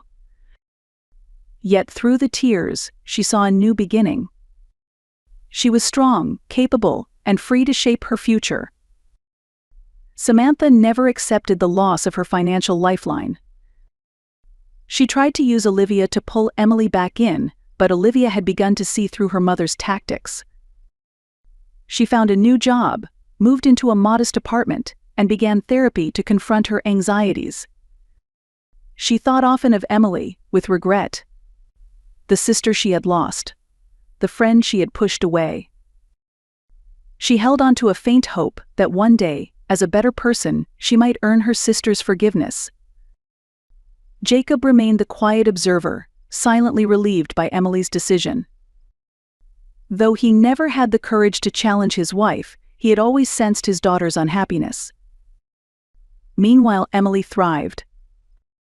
She built a brilliant career, bought a new home, and surrounded herself with friends who valued her for who she was. Her heart remained open to love, but she knew it would come from someone who saw beyond her wallet. And if her path ever crossed with her family's again, it would be a new story. One written on her own terms. "Hello, this is Emily Bennett. I was completely excluded from my family's private jet trip. There was no conversation, no warning, no notice, just quietly and silently erased. My name was taken off the passenger list, removed without explanation, and replaced by someone else, as if I had never existed at all. But the most painful part wasn't the exclusion itself. What truly hurt was all the time I spent trying to convince myself that it must have been some kind of misunderstanding or mistake. All the countless moments I sat at their table, fully believing that I truly belonged there. Until the day came when I finally realized I was never meant to have a seat in the first place. And when the flight crew said, 'Welcome aboard, ma'am,' to the new designated owner, I couldn't help but laugh. Because that greeting, that moment, was the truth. But why did that truth disturb them more deeply than all the lies they had told and lived with before? A cup of coffee rested in my hands, poured into my favorite ceramic mug, warm and comforting. My husband, Noah, had already left the house earlier that morning. I was scrolling through my phone, more out of habit than purpose, aimlessly flipping through emails. That's when I came across a post from my niece. It was a short boomerang-style video, champagne glasses clinking mid-air, captured in a loop, and in the background, unmistakably, the family's private jet. The caption read, "Annual family trip prep. Can't wait for takeoff." My thumb froze in place, halted in mid-scroll, unable to move any farther. The yearly private jet trip with my family, an old, long-standing tradition that originated in my parents' home, carried on for years as a marker of status and unity. My sister Natalie, in particular, always made it painfully and unmistakably clear that while I was technically family, I didn't quite belong. I didn't fit neatly into their perfectly curated version of how things were supposed to be done. Out of instinct, I tapped on the post and kept scrolling, though my stomach had already begun to twist. Familiar faces filled the screen. There was Natalie, her signature tight smile stretched across her face. Her husband Lucas stood beside her, and their children gathered around, all dressed for departure. My mother, Chloe, held a mimosa delicately in one hand, looking as composed as ever. My father, true to his nature, sat a bit removed from the group, silent and observant, exactly as I remembered. Everyone was present. Every single person was there except for me. There's a group chat that used to be called Preston Air Affair. It had once buzzed with updates, itinerary tweaks, and inside jokes until the day Natalie removed me from it. That was years ago, and it had remained silent on my end ever since. Still, some part of me hoped, so I checked anyway. But there was nothing. No new messages. No emails. No last-minute updates about the trip. I sat there, phone in hand, staring at the blank screen. Beside me, the coffee I had poured earlier into my favorite mug had grown cold and bitter. My heart wasn't racing. It was something worse. A stillness. And a sinking certainty that this wasn't a mistake, it was deliberate. That afternoon, while rinsing glasses at the kitchen sink, my phone lit up with a message from Natalie. But it wasn't addressed to me. It was a screenshot of a group text. Finalized seating chart. One name crossed out. Mine. Beside it, confirmed for Belle. Belle is Natalie's housekeeper. The next message was a voice memo. Natalie's voice, laughing. Well, at least the cabin won't feel so tense this year. Tense? I set the phone down without replying. My hands weren't shaking, but my jaw hurt from clenching too hard. At dinner that night, I didn't bring it up right away. Noah seemed distracted. My family's planning another jet trip, I said lightly. He glanced up. Yeah, your mom mentioned it last week. I tilted my head. Am I on the list? He frowned. Of course. Why wouldn't you be? I smiled, not wanting to stir anything. Just curious. He looked back at his phone. I'll double-check if you want. He won't. He never does. That night I lay in bed, staring up at the ceiling fan slicing through the air. Over and over, my mind replayed the moments I had been quietly excluded. The birthday party without an invitation. The brunch I only learned about through Instagram. The conversations that stopped the moment I walked in. This was deliberate. The worst part was that no one ever said it out loud. At some point, you stop asking why you're not included. And you start asking why you kept trying to be. Before turning off the bedside lamp, I wrote a single line in my journal. Observe, do not react yet. The next morning, I woke up to a text from Natalie. A message that looked polite but cut like a blade. Hey Emily, I just realized we might have forgotten to book your seat on the jet. Totally my oversight? Reservations filled up faster than I expected this year. So sorry. There it was. Her signature blend of sugar and venom. No room for discussion. No offer of a solution. Just a casual acknowledgement that I'd been erased, framed as a clerical slip. I didn't reply. I wasn't sure my fingers could be trusted not to betray the calm I was fighting to maintain. Later that morning, I received an email from the jet charter company. Cancellation confirmation, seat release successfully processed. I blinked and opened the email, reading it again. The request had been logged 3 days earlier. The requester's name, Natalie Morgan. So that's how it was. I stared at the screen. Not tears, just a sudden pressure behind my eyes that blurred the view. I forwarded the email to myself and printed it. One clean, crisp copy. I slid it into the manila folder in the bottom drawer labeled Taxes Assets. By the time Noah got home, the sun was low. I waited until he pulled out a beer before speaking. Natalie texted me, I said. He took a sip. Yeah? About the jet trip? She said she forgot to reserve my seat. He frowned. Really? Well, maybe it was just a miscommunication. It wasn't, I said calmly, and showed him my phone. I got the cancellation email. She submitted it 3 days ago. Noah stared at the screen, the lines on his forehead deepening. The lightness in his face disappeared, replaced by something hard. This is awful. He set the beer bottle down hard on the counter. This isn't a mistake, it's deliberate. Yes, I said. He turned to me and placed his hands on my shoulders. I'm sorry I didn't see it sooner. You've been sending signs for so long and I ignored them to keep the peace with your family. But that ends now. His voice carried a kind of anger and resolve I had never heard before. I'm going to talk to Natalie. Right now. He called her immediately, but she didn't answer. So he typed a message. Sis, what the hell is going on? Explain what you did to Emily. There was no reply. That night, I sat at the dining table and opened my laptop. Instead of scrolling through old albums, I opened a new note titled What She Did That I Let Slide. The list filled up faster than I expected.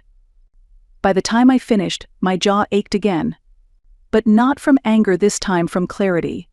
Noah sat beside me and read the list in silence. Then he said softly, "I saw all of this too. And I did nothing. I'm really sorry." I placed my hand over his. An apology doesn't erase the past. But for the first time, I didn't feel alone. That jet wasn't just a mode of transportation to me. It wasn't something given to me by anyone else. It was the first thing I ever bought for myself. It was mine. Born from 6 years of late-night work and countless rejections. When the company finally turned a profit, I bought that private jet. Quietly, without a grand announcement. I still remember signing the check. My hand didn't even tremble. Even so, for legal reasons, I included Noah's name on the ownership papers. "It'll make taxes cleaner and things easier down the line," the accountant said. Down the line. And that's exactly what happened. Because within a few months, the jet became a part of family lore. But not my family. No, it was the Morgan family jet. Morgan Air legacy. That exact phrase came from Natalie during one of the last family brunches I was still invited to. I remember her raising a glass and saying, "There's something so meaningful about traditions tied to things owned by a family." She turned briefly toward me, eyes narrowed. "And how wonderful that Emily supports that." Supports. As if I were some kind of event planner. As if the jet didn't exist because of me. A few days ago, an old podcast clip popped up on my phone. She was smiling at the host and saying, "The jet isn't just a place. It's where my family connects. It represents our continuity, our name, our story." This wasn't about being excluded from a trip. It was about being erased from what I built. They weren't just keeping me off the jet. They were trying to cut me out of the story itself. I got out of bed and pulled open the bottom drawer of the dresser. I took out every stash document, ownership certificates, bank transfer records. I spread them across the bed. They looked like evidence for a trial I never intended to prosecute. There was no rage. No tears. Just a low, smoldering resolve. "They tried to erase me," I whispered, tracing the ink of signatures that proved otherwise. "Let's see how that works out for them." They were live streaming that dinner. A notification popped up from Natalie's profile. Laughter echoed in the background, glasses clinked. The caption read, "Pre-flight family dinner. So grateful for legacy and love." They were all there. No one had told me about the dinner. It was orchestrated. Then Natalie stood to make a toast. Her voice was soft, rehearsed. "Moments like these remind us what makes our family special. People who carry on tradition with intention," she continued. "We only invite those who truly understand what this legacy means, or who add to it, not take from it." That line. That carefully delivered little knife. I paused the video, rewound it, and watched it again. No names were mentioned. But everyone who followed her would know exactly who was being excluded. Noah was visible in the frame, but he wasn't sipping wine. His arms were crossed, his face hard as he looked at Natalie. I knew he was there to make one final appeal. And I knew it hadn't worked. When he came home that night, his face was lined with fatigue and anger. "I saw the video," I said quietly. He let out a long sigh. I tried to talk to her before the dinner, but she wouldn't listen. She told me to stay out of family matters. Like I was some outsider. He sat beside me. "We don't have to tiptoe around them anymore." "What do you want to do?" "Whatever you decide, I'm 100% with you." I nodded and placed my hand over his. The next morning, I printed the transcript of Natalie's speech from the livestream. I highlighted the sentence about those who understand the meaning of tradition. Then I slid it into the folder. And I typed a message. "I hope your speech was sincere. Let's see how well it holds up when we talk face to face." I hit send. That afternoon, I booked a car to the airport. What I packed were documents, copies, receipts. What I packed was the truth.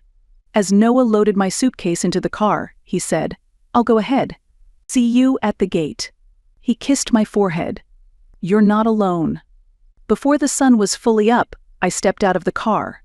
The private terminal was quiet. I wore a simple black dress. I had dressed for a moment I had planned for quietly and deliberately. And then I saw them. Natalie was standing near the boarding gate. Her posture was perfect. She lifted her face, and then she saw me. For a breathless moment, her entire expression froze. Her eyes narrowed, and her hand stopped mid-air holding a champagne flute. My mother turned around too. There was no shock on her face, only a faint look of inconvenience. And then there was Noah. He had been standing at the edge of the family circle, but the moment he saw me, he turned away from them without hesitation and walked directly toward me. He didn't say a word, just stood beside me and held my hand. That simple gesture spoke louder than anything he could have said. I didn't slow my steps. Together with Noah, I walked toward the group around Natalie, and as we neared, they began shifting uncomfortably. I stopped just in front of them, gave a sharp nod, and walked past. The jet crew didn't flinch. A tall woman in a navy blazer stepped aside and gave me a discreet, respectful bow as I climbed the stairs. Then I heard a voice. "Welcome aboard, Mizu Bennett," the lead crew member said, loud enough to echo across the terminal.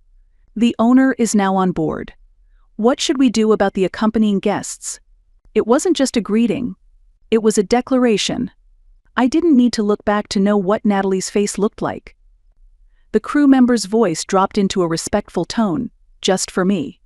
"We've been awaiting the owner's permission before takeoff." I met her eyes. "Proceed." She nodded and walked toward the cockpit. The engines roared to life. I wasn't a guest. I wasn't someone to be sidelined. I was the gatekeeper now. Natalie was pacing nervously, fluffing cushions, rearranging magazines. As expected, she soon walked into the lounge area with her phone in hand. I watched her adjust the camera angle to catch the best light. Her voice turned syrupy. "Hi everyone. I'm so excited to share a little glimpse of our family tradition today. Family is everything. Legacy, loyalty, love." She kept going. "The people here, well, they understand what it means to build something that lasts." Behind her, there was movement. One of the crew members, passing by, spoke clearly and casually. "An honor to have you on board again, Owner Bennett." She froze. For a moment the live stream was swallowed by strange silence. It was already too late. Comments began flooding in under the live feed. "Wait, she's the owner?" "Wow, the way the energy just shifted." Natalie ended the stream, but the damage was done. 10 minutes later, she found me in the hallway. "Did you plan this?" she hissed. "Don't play dumb, Emily. I didn't ask him to say anything. I just let you speak your truth and watched it all fall apart. You don't deserve to be on this jet." I slowly stood up. "That's the point, Natalie. I don't need to belong. I bought my place here." She blinked as if I had slapped her, then turned and walked away. The dining area shimmered in soft, calculated lighting. Dessert had just been served. I didn't touch mine. When she stood for the closing toast, her voice was polished. "I'd like to thank everyone here tonight. This isn't just luxury. It's legacy. People who carry on our family's story, who uphold its dignity, who understand the value of what we've built, those are the people who make this tradition meaningful." She never looked at me, but the subtext screamed in bold. I waited for the murmurs to settle. Then, without raising my voice, I stood. "I'd like to contribute something to this conversation about legacy," I said. Natalie froze with her glass suspended in the air. I pulled out a transcript printed on company letterhead from my leather folder and laid it flat in the center of the table. "This is from last month's Zoom call between Natalie and our family's legal counsel." My finger tapped a highlighted line. "She doesn't truly understand the values of this family," I read aloud. "She doesn't respect our way of doing things." The color drained from Natalie's face. "And yet," I continued, sliding a second sheet onto the table, "this is the purchase agreement for the jet. Down payment made by Emily Bennett, listed as sole investor and primary legal co-owner."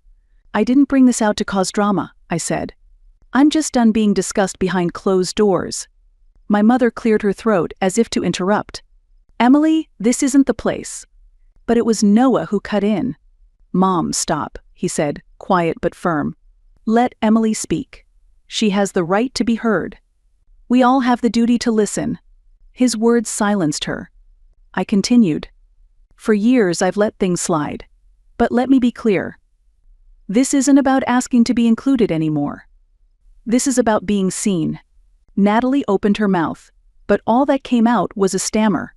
I was just trying to protect the family. Did you think I'd stay silent? I said quietly. And you were almost right. The carefully curated ambience began to fracture. I looked at Natalie again. You can keep building your version of the story. Just not on top of my name. She dropped into her chair. I gathered the papers and returned them neatly to the folder. Before leaving, I paused and said, if you want to know the truth, don't ask the loudest voice in the room. Ask the one holding the evidence. That night, the only sound left was the soft thrum of the jet engines. After dinner, the small groups dispersed. Later, when I returned to our private room, Noah was waiting.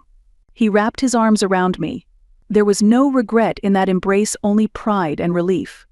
You were truly strong, he whispered. I'm proud of you, and I'm glad to be by your side. I buried my face into his chest.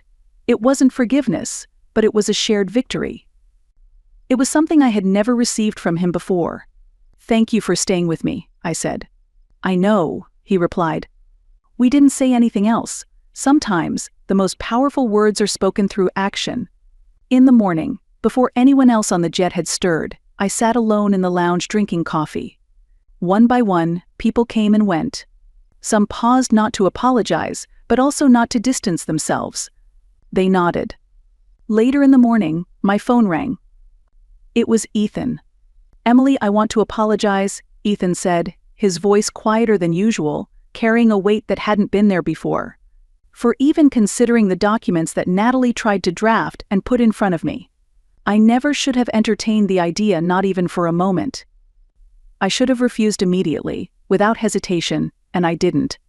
I said nothing. Instead, I allowed the silence between us to stretch out and speak for me. It said more than words ever could. You've always been the rightful owner, he continued, the tone in his voice now firm with conviction. Not just legally, not just on paper, but in spirit too. In every way that matters. I thanked him sincerely, with a steady voice and a full heart, and then I ended the call. Back in the lounge, I found Sienna sitting comfortably with her laptop open in front of her. I posted it, she said, her eyes scanning the screen one final time. On the glowing display was a polished, beautifully written essay. The title read, The Woman They Tried to Erase, A Lesson on Silence, Ownership, and Standing on Your Own. My name was written clearly in the byline beneath it. Do you want me to take it down? She asked, her voice serious and gentle at the same time. No, I said without hesitation. This isn't about revenge. It's not about retaliation or drama. No, Sienna replied, offering me a quiet smile full of calm strength. This is a record. A record of what happened. A record of who you are. That afternoon, Noah came to find me. There was a different energy in him, calmer, more grounded. I've been doing a lot of thinking, he began in a steady, even voice. I made a vow to protect you, to stand by you, and I haven't always lived up to that. I've let you down in ways I'm only now beginning to understand. And I'm sorry. From now on, no matter what, I will be your shield. Always. He reached for my hand and took it in his, holding it with care and purpose. Let's change the ownership papers to your name alone. You've earned that 100 times over. I looked at him long and hard. This was never about the title. It was about being fully seen. At last he nodded. I know, but this is my way of showing it. And that meant more than any offer of ownership. That night, I was in the lounge again, alone, but I wasn't guarding my space anymore. I was occupying it. The cabin was empty. And for the first time, it didn't feel like exile. Just before landing, my mother approached me. This time, she looked small. I didn't see before, she said without preface. But now I do. I waited. That was all she offered. Not an apology, just acknowledgement. It was enough. I didn't reply. I simply nodded, once, slowly, firmly. Some wounds closed without a sound. Home welcomed me back, as if it had been holding its breath. Everything felt different. I set my suitcase in the front hall, and let the silence settle. By Wednesday, I was organizing the drawer in the hallway display cabinet. That's when I found it. A small folded note. My father's handwriting. Don't fight for a seat. Build your own table. I had no memory of when he gave it to me. I sat with that piece of paper for a long time. The next morning, my phone rang. It was my niece, Maria. I hope I'm not overstepping. But I've been thinking a lot about that trip, about you. You're the only one in this family who built something herself. You made it. I'm applying to this business mentorship program, and if you're willing, could you look over my application? My answer was simple. Yes, of course. That's when I realized legacy begins quietly. A week later, I hosted Sunday brunch. Nothing formal. Just eggs, toast, fresh strawberries, and the people who had earned a seat at my table. Noah brewed coffee. Sienna brought lemon bars. Ethan arrived with his wife, and I gave them the sunniest seats by the window. Not everyone needs to come, I said to Noah. Only the ones connected by heart, not blood. He nodded and kissed my temple. I had traded legacy for truth, and it fit better. That dining table we gathered around wasn't from my parents' house, nor the one my sister had tried to construct. It was mine. That day, there were no formal toasts, no carefully rehearsed speeches, only conversations. Simple, honest conversations that flowed freely and without script. They were genuine, spontaneous exchanges, filled with warmth and laughter that didn't need to be staged or captured on camera to feel real. I looked around the room and saw the faces of people who had come not out of obligation, not out of tradition, but simply because they truly wanted to be there. And in that quiet recognition, I smiled. Because this seat I occupied, it wasn't one I had been granted or offered as a courtesy. It was a seat I had created and earned entirely on my own. Sometimes, the most radical and transformative act is not to shout louder than everyone else. It is to remain still, stand firmly in who you are, and unapologetically claim your space without seeking permission or approval. It is the choice to stop saying sorry for existing, for taking up space in a world that constantly underestimated your worth. I used to hold on to the belief that if I followed all the rules perfectly, if I stayed quiet and agreeable, I might eventually be granted a seat at someone else's table. But the truth is far more liberating. If you have already built your own table, with your own hands, you don't need an invitation from anyone. If this story has taught me anything, it's this: silence is not a sign of weakness. Silence, when chosen deliberately, can be one of the most powerful strategies there is. And healing, when it finally comes, doesn't always sound like forgiveness. Sometimes it sounds like stillness. Sometimes it sounds like peace. Kristen and Ryan, congratulations on your engagement.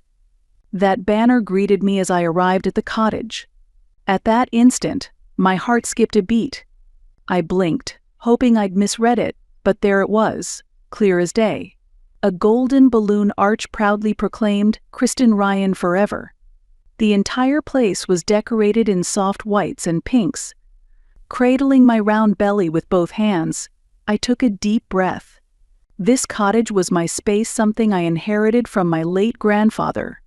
Now 8 months pregnant and dealing with a fragile body, I had returned to my parents' house a week ago. My doctor had advised complete rest after a sudden bout of illness. During that time, I had no choice but to ask my mother, Barbara, to handle the baby shower preparations. She'd smiled sweetly and said, "Leave it to me. You just focus on resting for the baby." I believed her. I didn't think I had any reason to worry. Today was supposed to be my baby shower, with close friends gathering to celebrate new life. But the scene before me was nothing like that. It became the engagement party for my sister and her fiancé. The front door stood wide open. Strangers in catering uniforms bustled in and out. The air was filled with the aroma of food, trays being carried every which way. Then I glanced toward the entrance area and my breath caught in my throat. There, neatly displayed, were the organic gift sets I had personally picked and ordered. But on top of them lay a carelessly placed card, "Party favors for guests." As if they had always been meant for this event. Something cold spread through my chest. An emotion somewhere between grief and fury surged inside me, and I heard my own voice before I could stop it. What is going on here? My voice was colder than even I expected. One of the nearby staff members turned abruptly at the sound, but no one responded. Then I heard Christine's shrill voice from the living room. More lighting. Ryan's parents want good shots for Instagram. The frivolity in her tone left me speechless. Without a word, I took a slow step forward. Inside, my heart felt frozen still and brittle like ice. I walked silently toward the back, and what met my eyes was a lavishly decorated living room. White and gold balloons, elegant catering, and an abundance of fresh flowers. At the center stood Christine, dressed to perfection, her eyes shimmering with makeup, draped dramatically on Ryan's arm as she smiled into a smartphone camera. With each shutter click, she struck a new pose. Ryan stood beside her, playing the charming fiancé. I stood frozen, time seemingly suspended. Near them, Ryan's parents and a few relatives chatted happily. My mother was among them, adjusting Christine's dress like she was royalty. In another corner of the room, I saw my father dressed in a suit, arms crossed, chatting and laughing in unusually high spirits. He was always reserved, but today he was beaming with pride, clearly thrilled about his daughter's engagement. As soon as I appeared, the air seemed to freeze. "Stacy, what are you doing here? Wasn't today supposed to be my baby shower? Why has it turned into Christine's engagement party?" Barbara cleared her throat and forced a smile. "Sweetheart, we were worried about your condition. We thought it was best not to burden you with a party. And since the opportunity was there, we just decided to celebrate Christine and Ryan instead. And was I ever consulted about this?" She looked away. Then Christine barged in. "What's with the scary face? You're pregnant, you should just relax. Ryan's parents are here trying not to ruin the vibe, okay? I was at a loss for words. Christine, this is my cottage. I inherited it from Grandpa. You don't have the right to use it without asking. Seriously? You're bringing that up now? The party's already started. Don't make a scene, it's bad for the baby." Those words pushed my anger to its boiling point. "Was that a threat?" She shrugged. "Just saying, if you throw a fit now, don't expect things to go smoothly. Keep it civil for everyone's sake." Barbara chimed in with a hushed voice. "Stacy, you do care about your image, don't you? You wouldn't want your followers on social media to see you causing a scene while pregnant, would you?" I gave a dry laugh in my head. They had no idea how much influence I actually wielded. I took a step back and pulled out my phone. Quietly, I took several photos of the living room, the banner with Christine and Ryan's names, and the gift sets that had been repurposed without my consent. Christine and Barbara went right back to chatting, thinking they'd won. Christine leaned toward Ryan's mother, smiling warmly. "Isn't this wreath just lovely?" I picked it myself. I couldn't stop myself from speaking up. "That wreath? I was the one who ordered it." The air seemed to freeze for a moment. Ryan's mother turned to me, eyes wide in surprise. "And you are?" "Stacy Hansen. Christine's sister. I own this cottage. And today is supposed to be my baby shower." Ryan's father stepped toward us, looking concerned. "Barbara, what is she talking about?" My mother smiled serenely. "Just a little misunderstanding. Stacy wasn't feeling well lately, so we made a last-minute change. That's all. Isn't that right, Stacy?" I returned her smile just as serenely. "I'll be explaining everything properly in due time. But for now, the issue is that a party is being held in my cottage without permission." Without saying another word, I looked away. Whatever my mother and Christine had to say next no longer felt worth hearing. Placing a hand gently on my belly, I turned on my heel. "Stacy, where are you going?" Barbara called after me. But I didn't stop walking.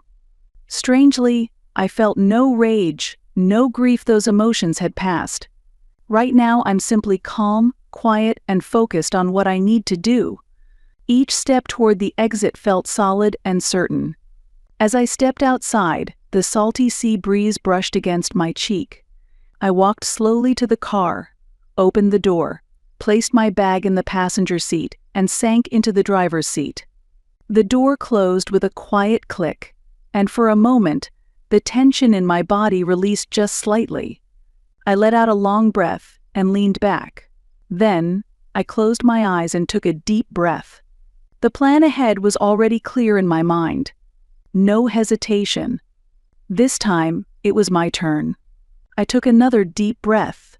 My fingers wrapped firmly around the steering wheel. We're okay. We're going to be okay," I whispered, placing a hand on my belly. Then I picked up my phone and made a direct call to the local police. After a few rings, a calm male voice answered. "Sandpoint Police Department. How can I help you? My name is Stacy Hansen. A party is currently being held at a property I own without my consent. I was also verbally threatened. I'd like to report this as trespassing and request an official response." The officer's tone shifted immediately to one of seriousness. "And you're the legal owner?" "Yes, I have the deed. Are you currently on the premises?" "No. I've left the cottage for safety reasons. I'm 8 months pregnant." "Understood. Please prioritize your safety. We'll dispatch a patrol unit immediately. May I have your name and contact information again for verification?" I provided all the necessary details. Once officers arrive on site, they'll conduct an initial assessment. Until then, please remain in your vehicle or return home and stay safe. Thank you. I appreciate it. After ending the call, I rested my forehead against the steering wheel and let out a quiet sigh. The police were taking action. They wouldn't be allowed to get away with this anymore. I whispered to the child inside me. "Mommy will protect you, no matter what." While waiting for the police, I opened my phone and began organizing the photos and audio recordings I had taken. Then I called my best friend, Julia. "Julia, can you talk right now?" I just got to the cottage, and things got out of hand. I quickly explained what had happened. How the baby shower I'd planned had been hijacked by my sister and mother and turned into an engagement party. How I had even been threatened when I confronted them. Julia had originally planned to be at the baby shower today, but an emergency night shift at the hospital had left her too sick to attend. I could hear her inhale sharply over the phone. That's insane. I can't believe they'd go that far. "Are you okay? Were you scared?" Honestly, I was shocked. But now I feel more clear-headed than anything. "Stacy, you are incredibly strong. Where are you now?" "In my car." I left quietly. "I've already called the police. I'm planning to send the evidence to Madison, too." Madison was a mutual friend of ours from high school, now a brilliant attorney. She knew everything about my family's dynamics, so I had no hesitation in reaching out to her. "Got it. Send me the recordings and photos. I'll handle getting in touch with Madison. You just rest for now, okay?" "Thank you, Julia." After ending the call, I sent the data to Julia. Then I mentally walked through the next steps. It wasn't long before I heard the sound of sirens in the distance. A patrol car had arrived and an officer began asking for details. I calmly presented the ownership documents and explained the situation. Today was meant to be my baby shower. Instead, my mother and sister changed it without my permission into an engagement party and subjected me to emotional pressure. I'm 8 months pregnant, and my doctor has instructed me to rest. I don't consent to being forced into a social gathering. The officer assessed the situation and called over my mother, sister, and Kristen's fiancé, Ryan. "You are hosting an event without the property owner's consent. I'm going to ask you to disperse immediately."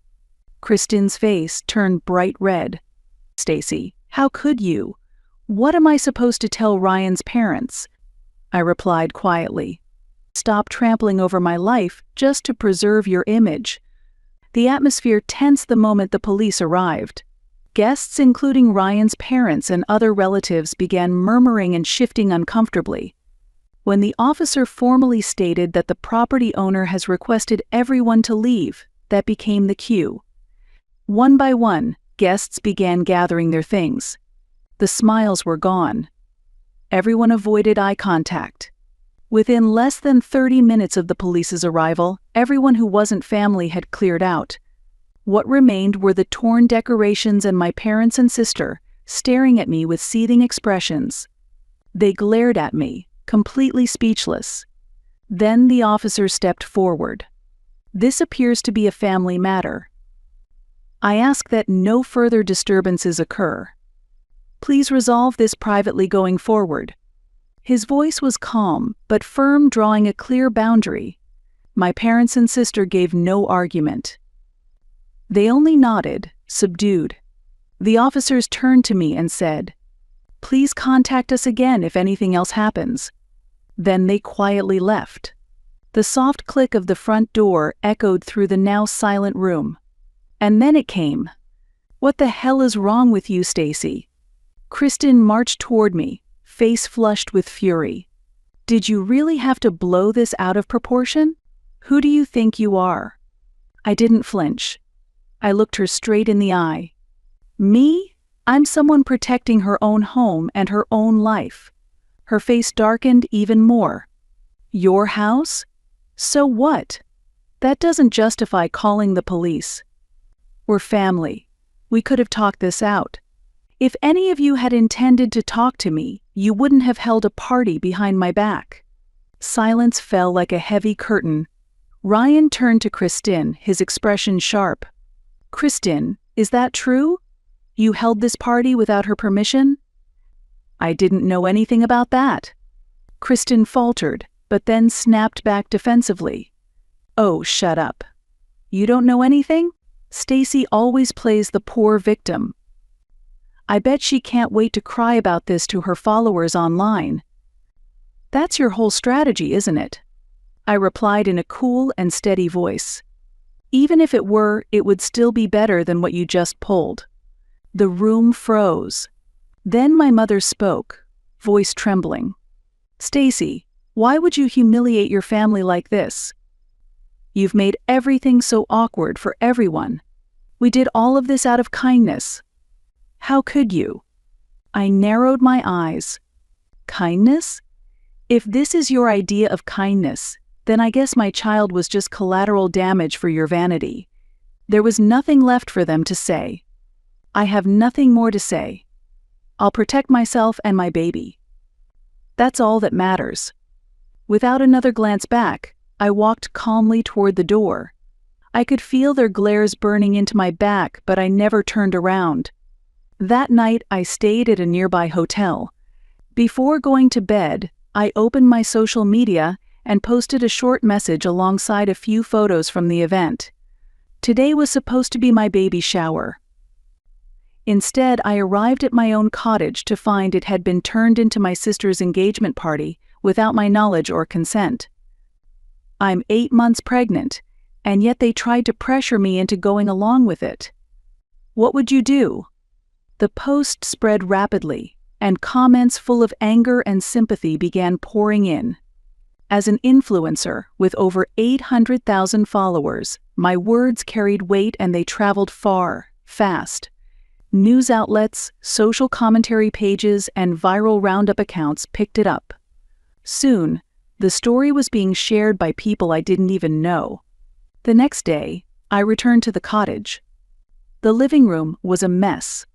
Balloons scattered across the floor, crushed flower petals, half-finished drinks. I took a deep breath and began cleaning in silence. Then my phone buzzed. Madison's name appeared on the screen. "Madison?" I paused and answered. "Sorry it took me a bit to call back." "I reviewed the materials you sent. This definitely qualifies as trespassing and emotional harassment. You could take legal action. Do you want to? I sank onto the sofa, thinking for a moment. Thank you, Madison. I appreciate it. But I'm not sure I want to file it just yet. That's fair. I think taking time to process things is the wise choice. Focus on your health for now. Yeah, thanks. Honestly, I'm still sorting through everything that happened. But I've decided I won't let this slide. Good, that's the mindset you need. No rush. And remember, you can reach out to me anytime. Don't hold back just because it's family. What they did was absolutely wrong. I exhaled softly. I'm really grateful you're here for me. Thank you truly. After ending the call, I took a deep breath and gently set my phone on the table. The only things left in the stillness of the cottage were exhaustion and a cold, simmering anger. I picked up my phone again and opened my social media feed. The post had already been widely reshared. The comment section was overflowing with outrage and support. This is beyond cruel. Unforgivable, especially to do this to a pregnant woman. You have my full support. Even people who knew my parents or lived nearby had begun to voice their condemnation. For people like my mother and sister, who valued appearances above all else, this was an unbearable blow. Just then, my phone rang. It was my mother calling. I hesitated but answered. What is it? Stacy, what are you doing? Stop posting on social media. You're humiliating yourself out there. Humiliating? You're the ones who hijacked my event and tried to intimidate a pregnant woman. Do you not realize how bad this looks for the family? Sharing this with your followers, what were you thinking? This is how I deal with things now. You tried to walk all over my life, so deal with the consequences. She kept yelling, but I ended the call. Moments later, Kristen called. I declined without hesitation. Then the messages came. One after another. Why would you do this? I'll apologize, just take the post down. Do you have any idea what this is doing to me? I read each one quietly. I won't let you control me anymore. I whispered to myself and didn't reply. Instead, I began drafting my next post. Thank you to everyone who reached out. I'm okay. My priority is the baby, and I won't tolerate any more mistreatment from my family. Your kind messages mean the world to me. After posting, I set my phone down and took a deep breath. A calm, steady resolve settled within me. It was time to draw a firm line with legal backing. The next morning, I called Madison. Stacy, did you manage to get some rest? Honestly, I'm still tired. But mentally, I'm sharper than ever. I want you to proceed with formal notices. No more gray areas. Got it. I'll start immediately. First, we'll send a cease and desist regarding the unauthorized use of the property and ban them from entering. We'll also restrict them from any direct contact. Thank you, Madison. I really appreciate this. After hanging up, I resumed tidying the cottage. The morning sea breeze outside felt surreal, almost too calm compared to the chaos of the day before. By early afternoon, Madison sent over a draft of the notice. I reviewed and approved it right away. The formal documents were sent via express delivery to my parents and sister. I also contacted the cottage's management company and formally registered a restriction. My family was no longer allowed on the premises at all. This place is for me and for my child. I won't let anyone violate it again. That evening, Madison called again. The notices have been successfully sent. They should arrive tomorrow. Also, your post, it's gaining major traction. Several media outlets have picked it up. I know, but I don't regret it. It needed to be said. It was the right move. If they try to reach out to you directly, let me know immediately. I will. And as expected, the next day, my phone rang. It was a call from my mother. I hesitated for a moment, but didn't answer. I forwarded it to Madison instead. Later in the afternoon, dozens of messages from Christine flooded in. "What do you think you're doing? We're family." Now Ryan's family has heard all about this. "This is your fault. If you have something to say it to me. Don't hide behind a lawyer." I replied only once. "All future communication will go through my attorney." After that, I stopped responding altogether. Even my father sent a short message, "You've taken this too far." I forwarded that one to Madison too. She said to me, "Stacy, they're only now realizing the full weight of what they've done. What matters is that you hold your ground." I know. I'm not the same person I used to be. The impact of the formal notice was immediate. My mother emailed Madison directly, asking if she could speak to me to apologize. Madison replied, firmly but respectfully, "Now is not the time. Please refrain from making contact." As for Kristen, I heard indirectly through Ryan that the wedding had been postponed, and the engagement came to be under review. Apparently, Ryan's family was deeply displeased with everything that had happened. Ironically, the very act she took to show off ended up damaging her own reputation. I simply watched the consequences unfold in silence. Eventually, once I had finished tidying up the cottage, Julia came to visit. "Stacy, you've done incredibly well." "Thank you. I've stayed this calm because I knew you had my back." Honestly, it was satisfying to see. What they did was outrageous. They got exactly what they deserved. But more than anything, I'm just glad you're safe. "You and that little baby of yours?" I smiled softly. "Yeah, I just wanted to protect both of us. Never again would I allow anyone to trample over my life." The two of us sat in peaceful silence, sipping tea while looking out over the calm sea. 2 months later, I gave birth. It came a little earlier than expected, but both the baby and I were healthy. A strong, beautiful baby girl. The moment I heard her tiny cry for the first time, I couldn't stop the tears. "No matter what happens, Mommy will always protect you," I whispered, holding her fragile body close. After giving birth, life gradually began to settle down, and I started a new chapter with my daughter. Messages of congratulations poured in from my followers. I began sharing glimpses of our daily life on social media, alongside the news of her birth. I hadn't heard from my family since the incident. And honestly, I liked it that way. 6 months later, I returned to the cottage for a visit, my daughter sleeping peacefully in my arms. She clutched my finger tightly, breathing soft and even. I sat there soaking in the moment until the sudden buzz of the intercom broke the silence. Startled, I gently laid her in the crib and walked over to the monitor. What I saw on the screen took my breath away. Standing at the front door were my parents and Kristen. Something stirred in my chest, a faint ripple. We hadn't seen each other in 6 months. But I was no longer the woman who once shrank under their gaze. I inhaled deeply, then slowly exhaled, steeling myself. "I'm okay. I'm not afraid anymore." Murmuring that quietly, I walked to the door, paused for just a second, took one last deep breath, and placed my hand on the knob. Then, I opened the door slowly.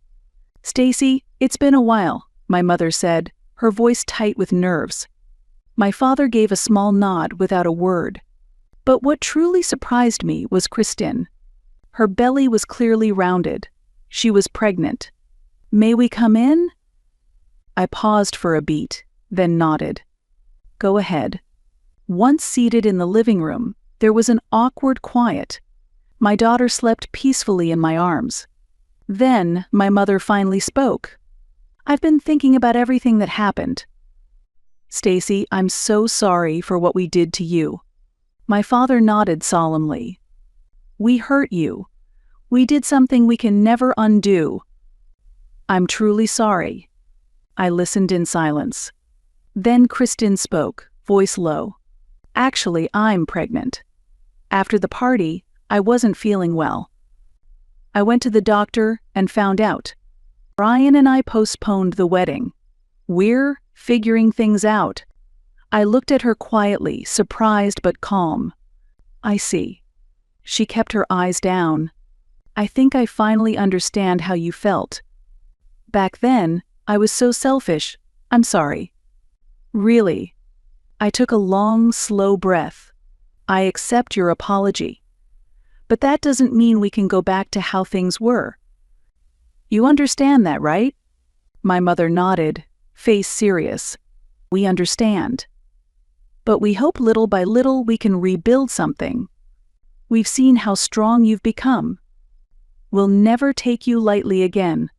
I looked down at my daughter's sleeping face. Right now, I have something precious to protect. And just because we're family doesn't mean I'll accept anything unjust. That boundary will remain. My father spoke gently. That's fair. I gave a small smile. Then let's try. Slowly. I want my daughter to see what a respectful relationship looks like. They nodded. It wasn't a full reconciliation, but there was sincerity. Now, I no longer needed to seek validation from my family. I had found it elsewhere in a community of followers who encouraged and supported me. Most of all, my daughter, this irreplaceable little soul, brought light into my life. I was finally stepping into a new life of my own, one not defined by family expectations, but by who I truly was. And with each step, I felt more certain of the path I was on. After they left, I gently squeezed my daughter's tiny hand. Feeling her warmth, I made a quiet vow. From now on, I'll protect you. Always. No matter what. And with that, I looked ahead because my next step had already begun. Mom, I have something important to tell you. It was the fall of Abby's senior year at college when she suddenly dropped the news. Seeing the seriousness on her face, I thought it must be about job hunting. But her next words completely caught me off guard. I'm getting married. The hand holding my coffee cup froze in midair. Married? To whom? Matt Watson. He was a senior at my college. He's working as an engineer at a construction company now. I had heard his name before. I thought he was just one of Abby's friends she occasionally mentioned. I never imagined they were dating. How long have you been seeing him? About 2 years. But I just never found the right time to introduce him to you. Seeing her hesitant expression, I felt a sting of loneliness. Was I not someone she could talk to about love and relationships? I regretted being so caught up in work that I failed to notice the changes in Abby's heart. We're going to meet his parents soon. Would you come with me? Of course, I had no reason to say no. Being there for such an important moment in my daughter's life was my duty as her mother. A week later, we visited the Watson family home in a wealthy residential neighborhood. The impressive gate and house made me a little nervous. It turned out Abby's fiancé came from an even more prestigious family than I had imagined. Matt was polite and clearly cared for Abby deeply.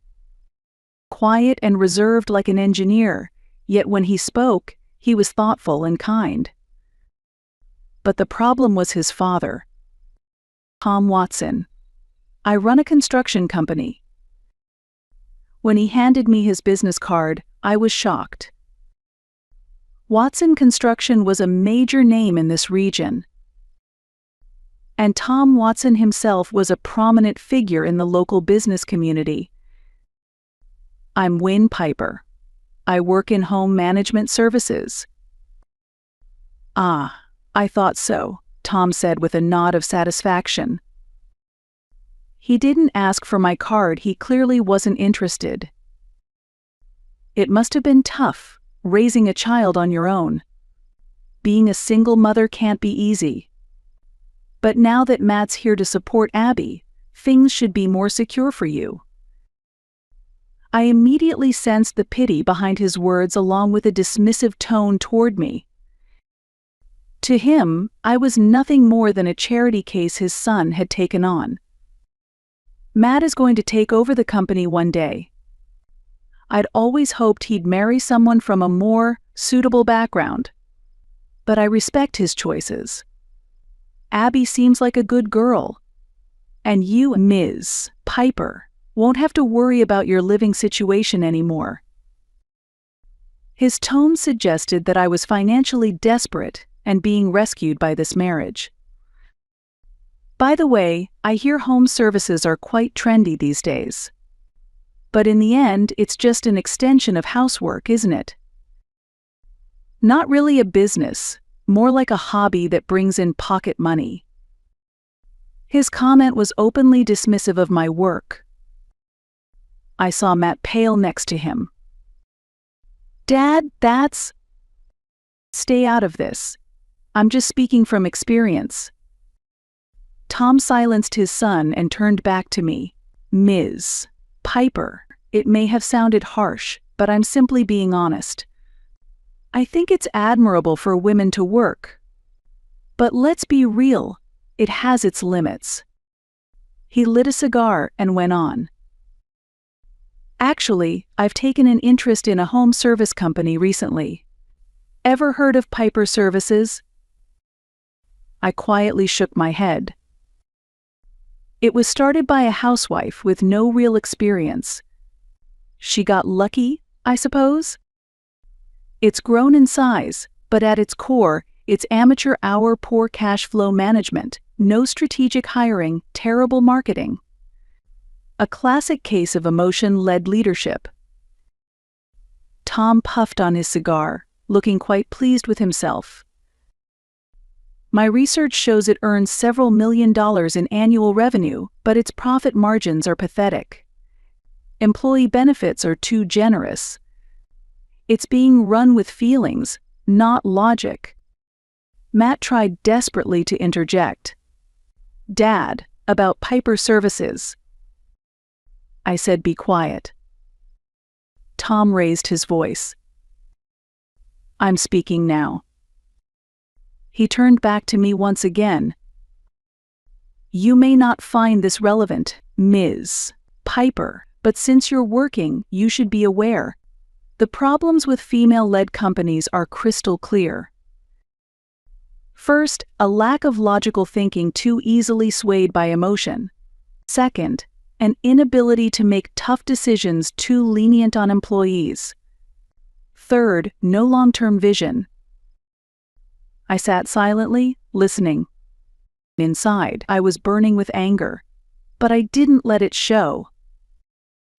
If I were running that company, I'd slash all unnecessary costs, only keep essential staff. And with a proper market strategy, I could double, even triple the revenue. He placed the cigar on the ashtray and looked down at me. The women who founded it might resist at first. Women are emotional, after all. But eventually they'll come to understand the logic of my proposals. If not, the company's bound to collapse sooner or later. Then Matt spoke in a trembling voice. Dad, Piper Services is one of our biggest clients. What are you saying? How could you talk like that about a major client of my firm? Tom interrupted his son. You're too young to understand. In the business world, facts must be stated as they are. Flattery and polite formalities don't grow a company. Then he turned to me again. Ms. Piper, just between us, there's a chance I might be managing that company in the near future. Depending on the terms, I might even consider hiring you. Of course, under proper operational oversight. I simply smiled without saying a word. Tom took my silence for ignorance and continued with even more arrogance. I suppose this is all beyond your understanding, Ms. Piper, but that's how business works. You can't make decisions based on emotions. You look at the numbers, you manage efficiently. That's where men have the advantage. Matt looked at me, clearly mortified, but I gave him a slight shake of the head. Not yet. This isn't the moment. If I take over that company, I'm sure the employees will feel more secure. It's only natural they must be anxious under amateur leadership. But with an experienced businessman like me at the helm, it would become a stable workplace. Tom looked around the room, clearly pleased with himself. That's what real business strategy looks like. Rational management, not emotional thinking. In that sense, it's just not a field suited for women. Thank you for the lesson, I replied with a smile. But in my heart, I had made up my mind about this man. A person who judges others by appearances and dismisses anything that doesn't fit his worldview. Even if he were to become my daughter's father-in-law, I would keep my distance from such a man. On the way home, Matt said apologetically, "Ms. Piper, I'm really sorry. I never thought my father would say those things." "Don't worry about it. You're nothing like him, are you?" "Of course not. I've known from the beginning that you're the founder of Piper Services. Your company handles all the cleaning for my firm.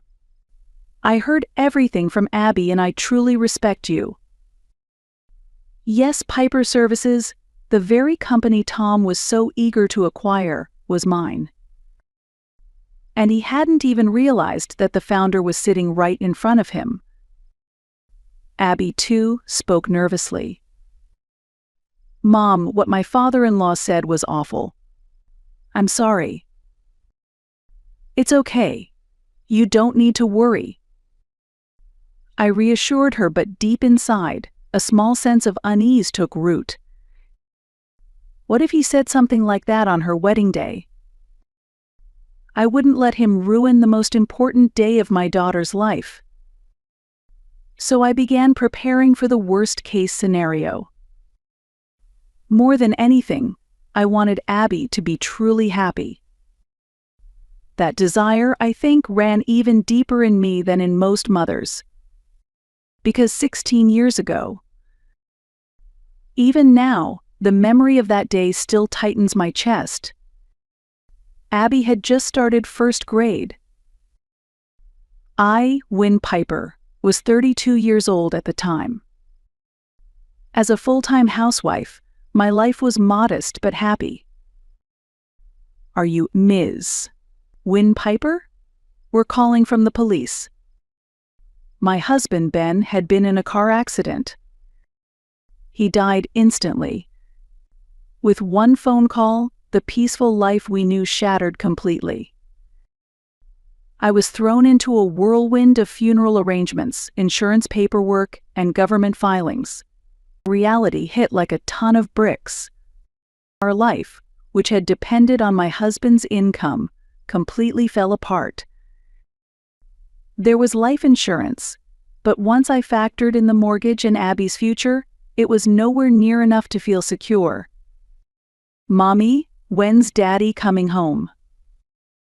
That single question from Abby was what sealed my resolve. I would protect her. No matter what it took, I wouldn't let anyone steal her future. The first job I found was early morning janitorial work, cleaning office buildings from 5 to 8 a.m. The pay was low, but I could return home before Abby woke up. During the day, I took a part-time job at a local supermarket. In the evenings, I worked from home doing data entry. 3 jobs a day, all while caring for Abby. I slept maybe 4 hours a night. There were times I nearly collapsed from exhaustion, but Abby's sweet voice saying, "Good job today, Mommy," was the best medicine in the world. Though our time together was limited, I made it count. Every night, no matter how tired I was, I set aside 30 minutes just for us. We talked about her day at school, her friends, her dreams. Abby understood how hard I was working. More mature than other children her age, doing things herself, getting ready in the morning, doing her homework, even taking her bath. When I came home, her cheerful welcome back, "Mommy," erased all my fatigue. As the years went by, our rhythm stabilized. Abby excelled in school and made many friends. I got better at my jobs and slowly started saving money. But a question began to grow in my mind: is this enough? By the time Abby entered college, I would be nearing 50. Could I truly support her dreams with my current income?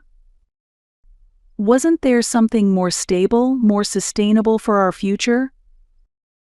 With those thoughts in mind, I pushed through each day with everything I had. In the fall of Abby's second year of middle school, an unexpected reunion changed the course of my life. It happened at a shopping mall, where I ran into an old college classmate, Sandra Baker. "Win? Is that really you?" It had been more than 10 years since we last saw each other. "How have you been? Are you married?" she asked casually, and I told her about my husband. When her expression clouded and she bowed her head deeply, I felt for the first time in a long while that someone truly understood me. "Actually, I'm divorced too, raising my child on my own now." "It's hard, isn't it?" That shared experience brought us instantly closer. After that, we exchanged contacts and ended up talking for nearly 2 hours at a nearby cafe. We shared our hardships and joys. Sandra had been doing freelance translation work since her divorce, but the income was unstable and stressed her out. "I wish there were something we could do together." That single sentence was the beginning of everything. A few days later, Sandra called me. "What do you think about starting a home management service?" She had already done extensive market research in aging population, a rise in dual-income households, and time-starved modern lifestyles. All signs pointed to growing demand for household help. "But do you think we can really do it?" She dismissed my doubts with confidence. "You're a professional when it comes to cleaning. And we've both been running entire households alone for years. We understand our clients better than anyone, those with no time, no strength, or no space to breathe.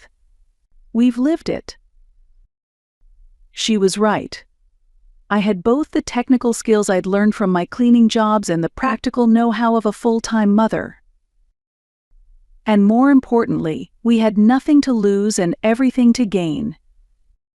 We started small. Word-of-mouth referrals from neighbors led to requests for cleaning, meal prep, grocery runs. We fit jobs into weekday daytime hours between my cleaning shifts and Sandra's translation deadlines. Sandra handled sales and finances. I focused on operations and staff training. At first, it was just the two of us. But within 6 months, our team had grown to 10. All were women who, like us, had faced life's trials. Stay-at-home moms, single mothers, caregivers juggling family and work. Watching them work, I realized this wasn't just a business. It was a place where women could regain their independence and lift one another up. A place where offering services to others allowed us to contribute to society and grow in the process.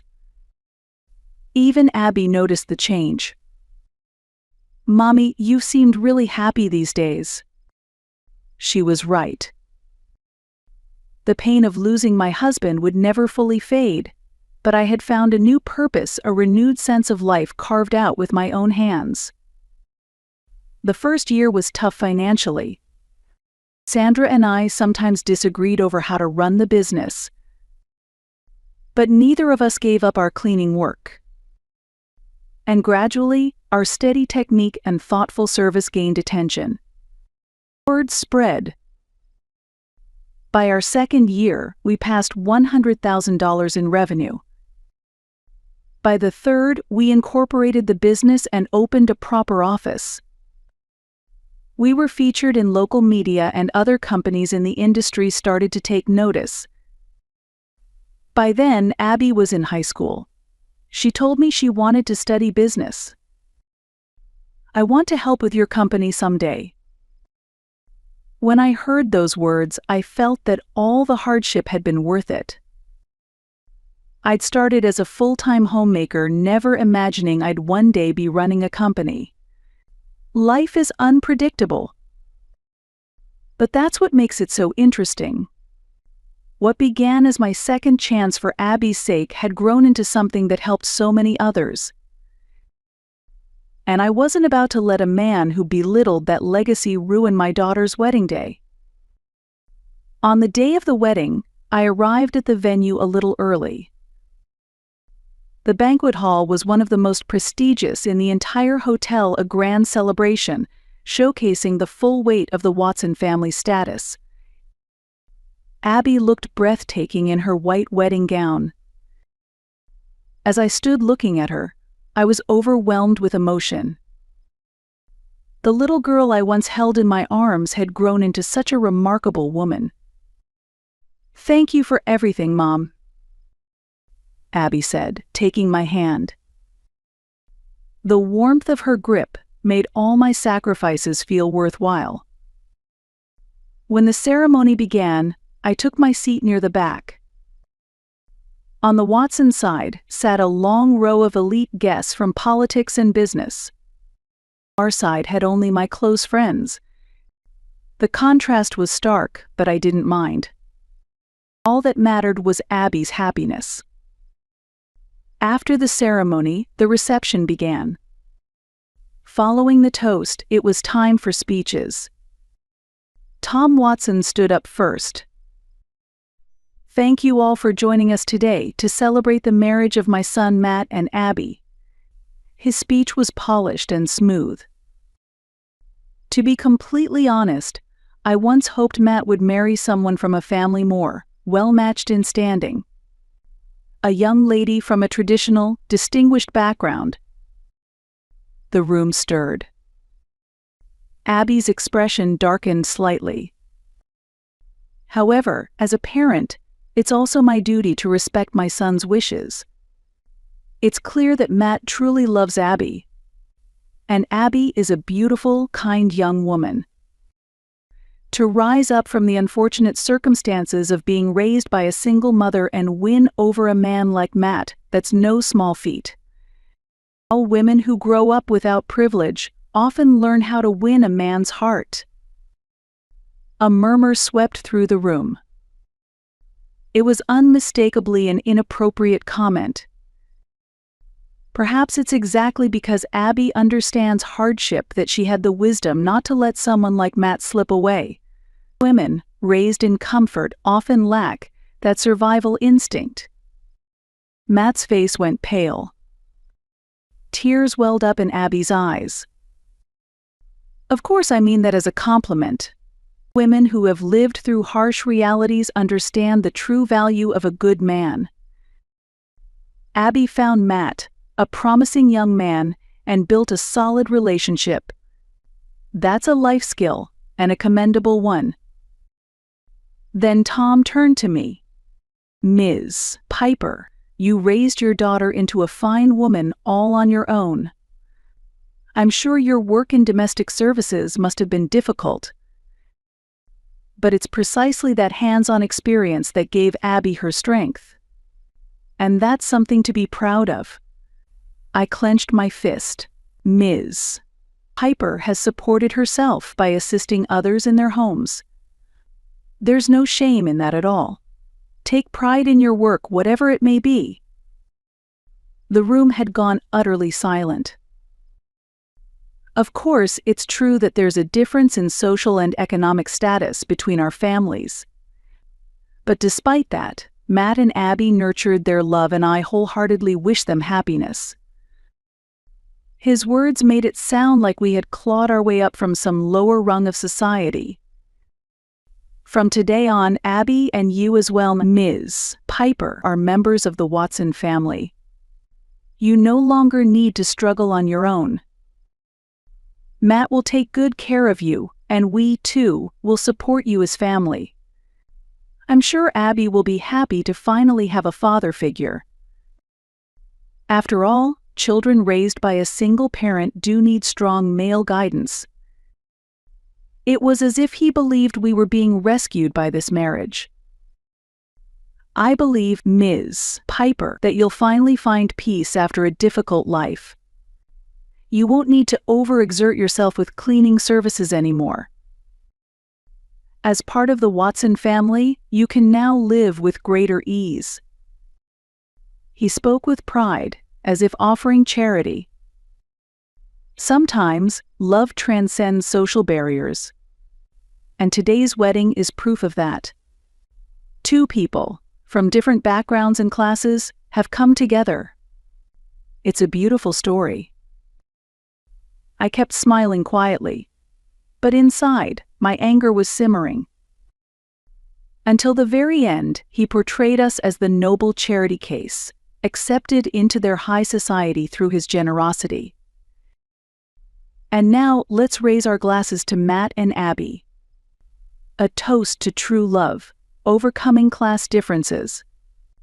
As the room wavered in uneasy silence, I made a firm decision in my heart. Then the MC announced, "Next, we would like to invite the mother of the bride, Ms. Wynn Piper, to say a few words."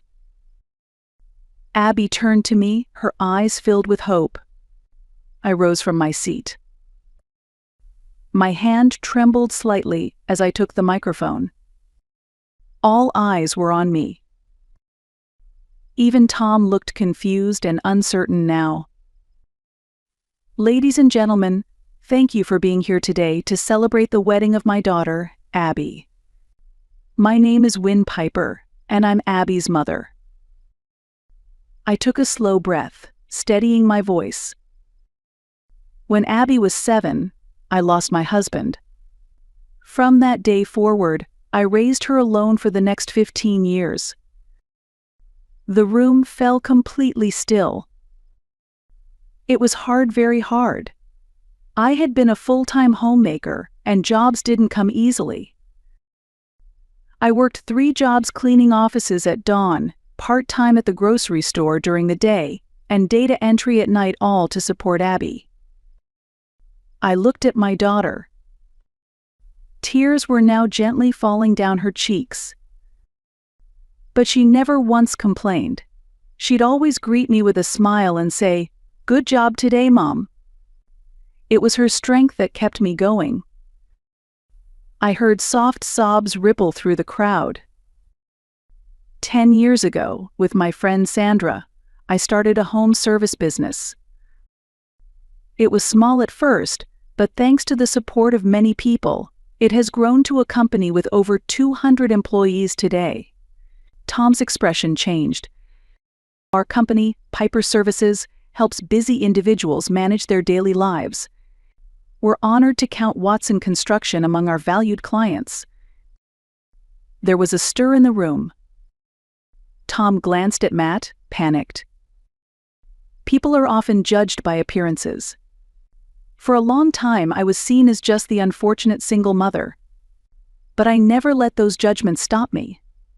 I walked my own path. I turned to Tom and met his eyes directly. Abby watched me walk that path, and I believe that's why she grew into the kind of woman who could be loved by someone as wonderful as Matt. The room erupted into warm, sincere applause. I set the microphone down and returned to my seat. Tom remained standing, stunned.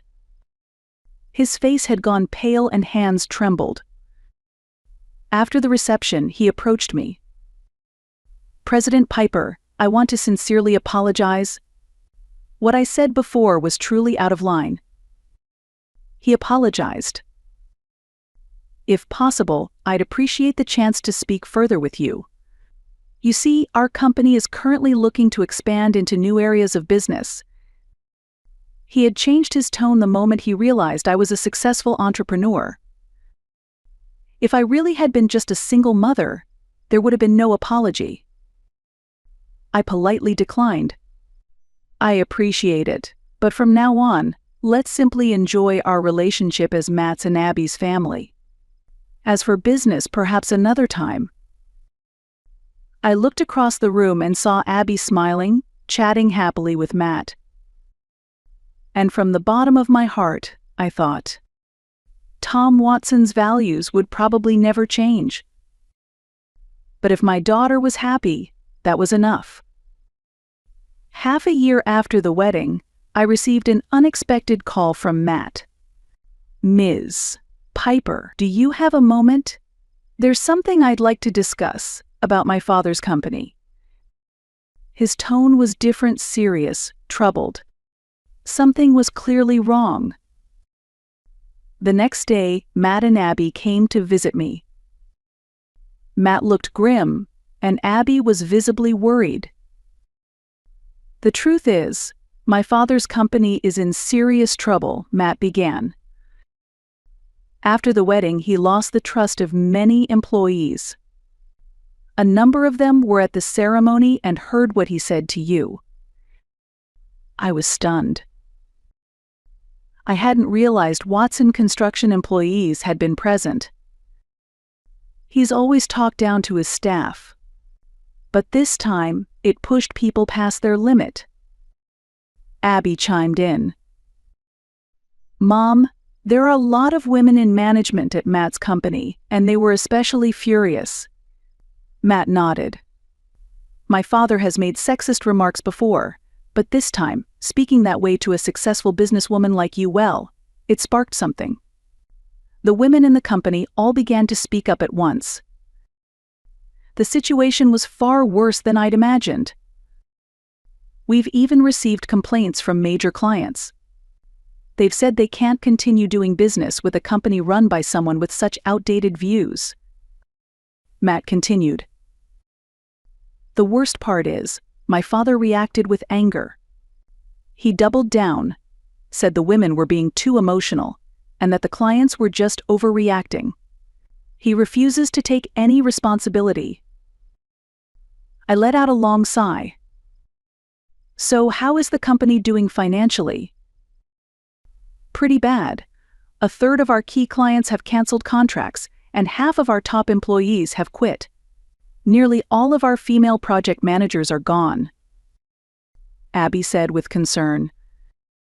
Matt's been stuck in the middle of all this. It's been so hard on him.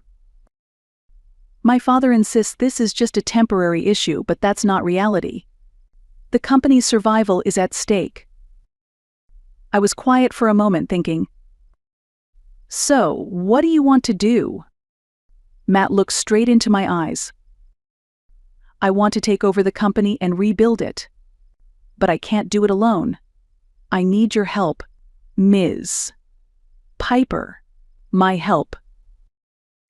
Yes, I want to form a business partnership between my company and yours to build a new model that combines construction and service.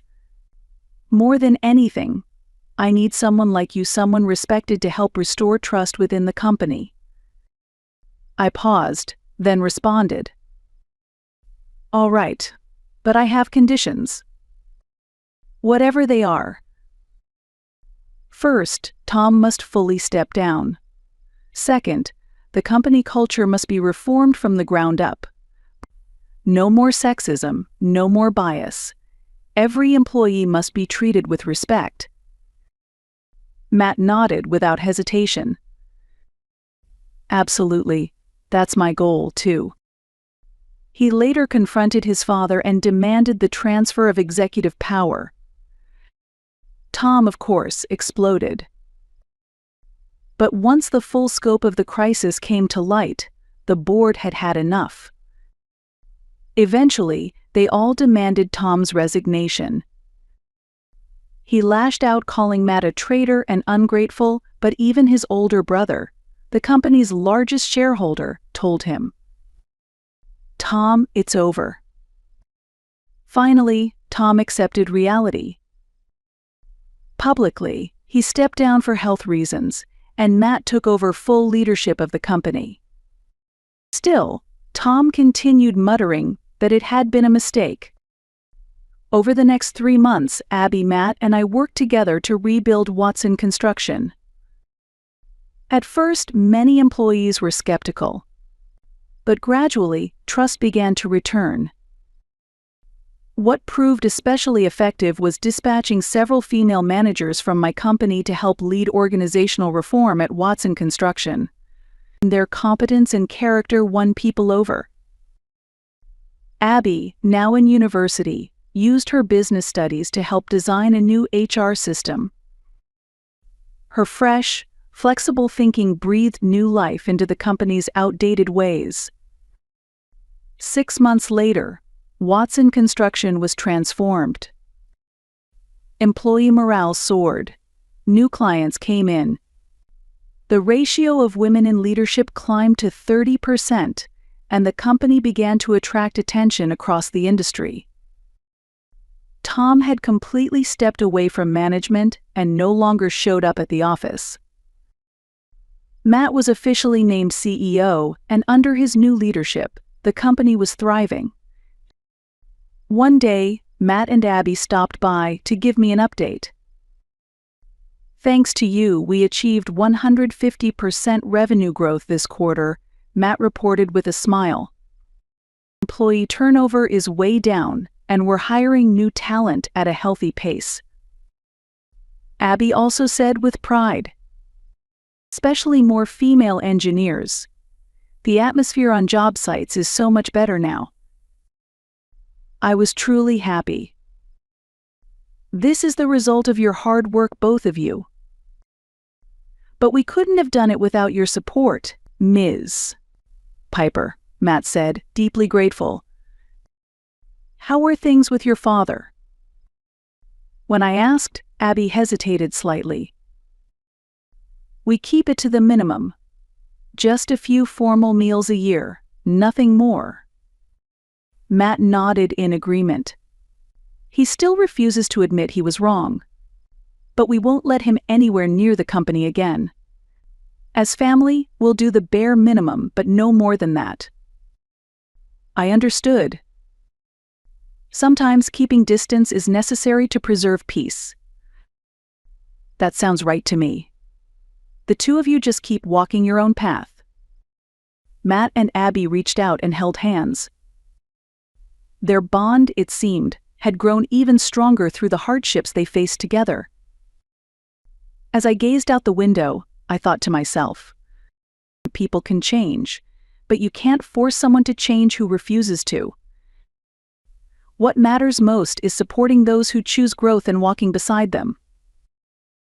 Tom Watson had paid the price for his prejudice and pride.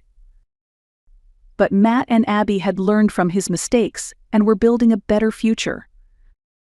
And I thought, true worth isn't measured by titles or wealth. It's founded in dignity, in respect, and in the strength to rise again. That, I believe, is real value. My name is Hazel Anderson. I am turning 30.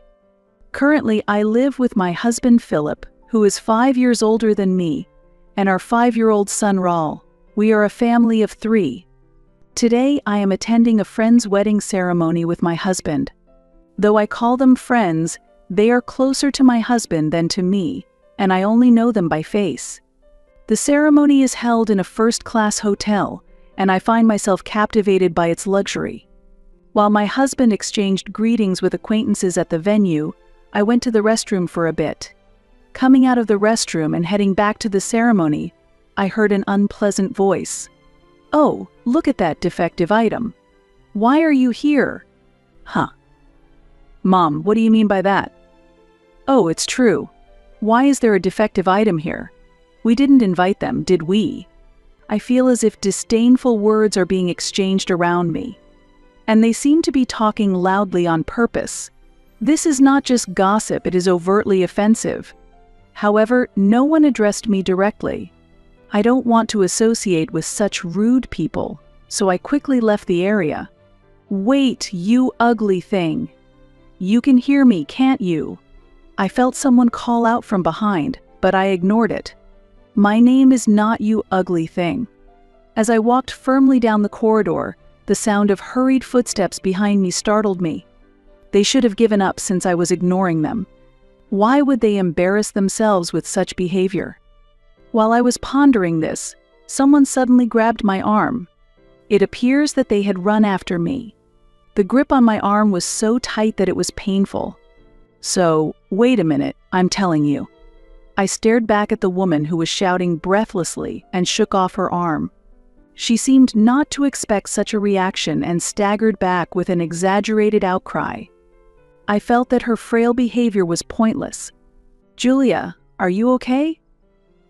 Why are you being so violent?" Ignorance really is a problem. Another woman rushed over, supporting her while giving me a stern look. What's going on? Who might you be?" "Huh? Who might I be? Have you forgotten about me?" "Yes, it seems you are very self-centered and rude. Have we met before?" As I asked this, she raised her eyebrows in astonishment. "Huh? What are you talking about? Do you think you have the right to act like this? You, with just a high school diploma? If you say you've forgotten, I'll refresh your memory. I'm your sister, Julia. Hearing the name must jog your unfortunate mind. Right? And this is our mother. Can you really say you've forgotten your own mother?" Yes, maybe there was someone by that name around me in the past. I shook my head slightly. It's a waste of time to engage in serious dialogue with these people. Dissatisfied with my response, the two women showed even more anger. At that moment, two men hurried over. "What's going on here?" We could hear voices all the way over here. "Julia, are you done preparing?" "Oh, you're still in your regular clothes. You better hurry and change." "Dad, Daniel. This suspicious person has sneaked into our wedding. Please kick her out immediately." The woman claiming to be Julia pointed at me while shouting. Weren't they taught that it's not nice to point at people? The reactions of the two men who saw me were completely different. The man called Dad widened his eyes, and then clearly showed a displeased expression. The man known as Daniel froze with a look of shock, and his face gradually paled. What's going on? Why is Hazel here? To see her face on such a happy day. Exactly. She must have slipped in by mistake. It's unbearable. Hey, call the security, quickly. Wait a minute, what are you saying? Be careful with your words. This person is. While the man called Dad agreed with Julia, Daniel spoke up with a pale face. Seeing this, I muttered quietly, You really know nothing. My remark went unnoticed by those around me. Hazel, there you were. I've been looking for you. A new person appeared. It was my husband, Philip. All eyes turned to Philip, who seemed slightly surprised. Sorry, I was on my way back, but got tangled up with some strange people. I said this with a wry smile and moved closer to Philip. Philip looked around and murmured briefly, "Ah." He seemed to grasp the situation immediately. His insight was indeed remarkable. Julia had been captivated by the sudden appearance of Philip, but when I stood next to him, her expression changed drastically, and she glared at me sharply. The two so-called parents still did not fully understand the situation and showed confused expressions. Daniel was visibly flustered. He was the first to speak. Mr. Anderson. I apologize. My wife said something inappropriate. I really am sorry to your wife too. Come on, Julia, apologize too. Why should I apologize? They are the ones who should be apologizing. Julia pointed at me again as she spoke. This disrespectful person intruded on our important wedding. I don't know how this happened, but this woman is a disgrace to our family. We should have cut ties with her long ago and never met again. Wait, family? Hearing these words, he looked surprised and glanced back and forth between me and Julia. Just then, the two called Dad and Mom intervened. "Oh dear, Daniel, I'm truly sorry. We have a problematic eldest daughter. She's such an embarrassing subject that it's awkward even to mention her, and we've managed to hide this fact until now. In truth, we kicked her out of the house 9 years ago. How did she even find out about Julia's wedding? What does she intend to do by coming here uninvited? Surely she isn't planning to ruin the wedding, is she? Actually, Daniel, this girl is stupid. She only graduated high school and couldn't attend university. After graduating, she just loitered around doing part-time jobs, staying at home, and being a real nuisance. She was like a parasite. She should be grateful we provided for her through high school. Why did she sneak into the wedding? I had received such harsh treatment. Yet, I had long severed ties with this family and effortlessly brushed off all their insults. These people were, in fact, my family. At least, that's what the family registry stated. However, my parents doted on my sister, who is 6 years younger than me, and had neglected me from the time I began to develop my own identity. My father's family has been producing doctors for generations, and our home was a clinic. My mother worked as a nurse in the family-run clinic. To an outsider, our family might have appeared to live without any want. However, the reality was a home filled with toxicity.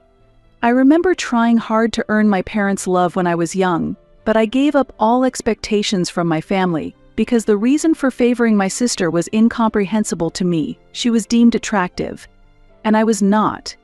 Fortunately, although it might sound odd to evaluate myself, I was intelligent and excelled academically. Therefore, I focused on my studies with the goal of leaving home early. During that time, I felt like I was acting the role of the defective elder sister in the family.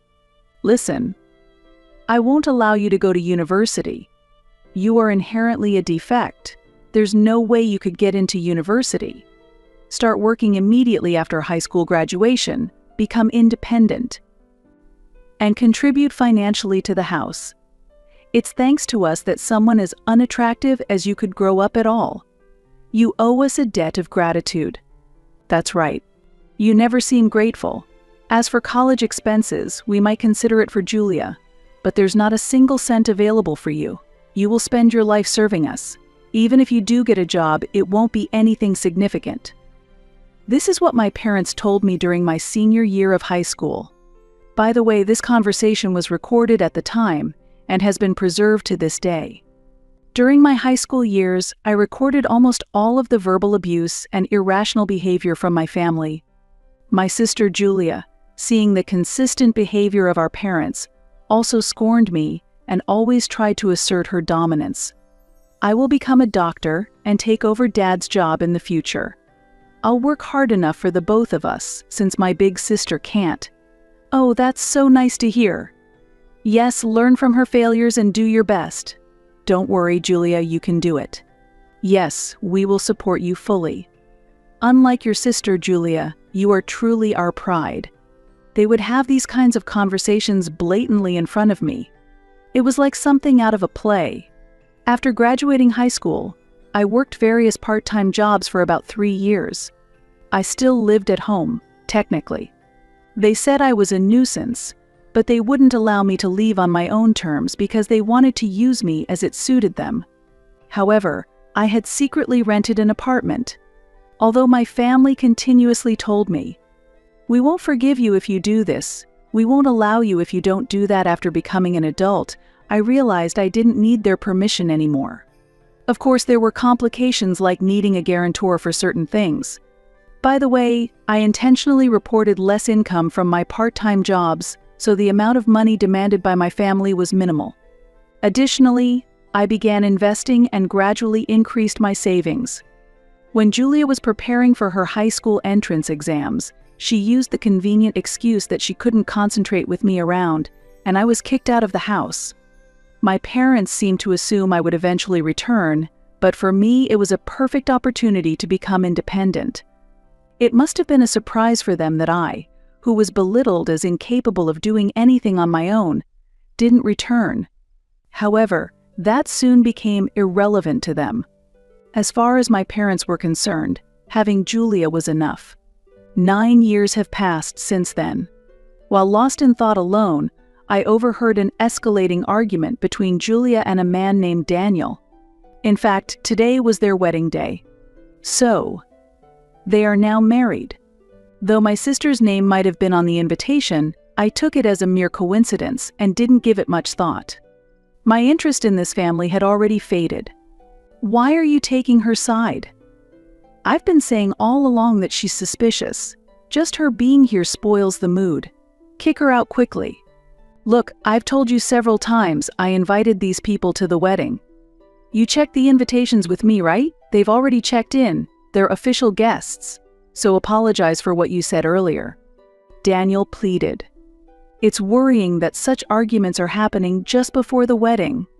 At that moment, my father suddenly said with a surprised look, "Wait, isn't he the son of the head of Anderson General Hospital?" My mother also expressed surprise. Anderson General Hospital, the famous one? The son of the head doctor. My sister's husband, Julia, echoed their surprise. Amid these stares, Philip introduced himself. "Nice to meet you. I'm Philip Anderson.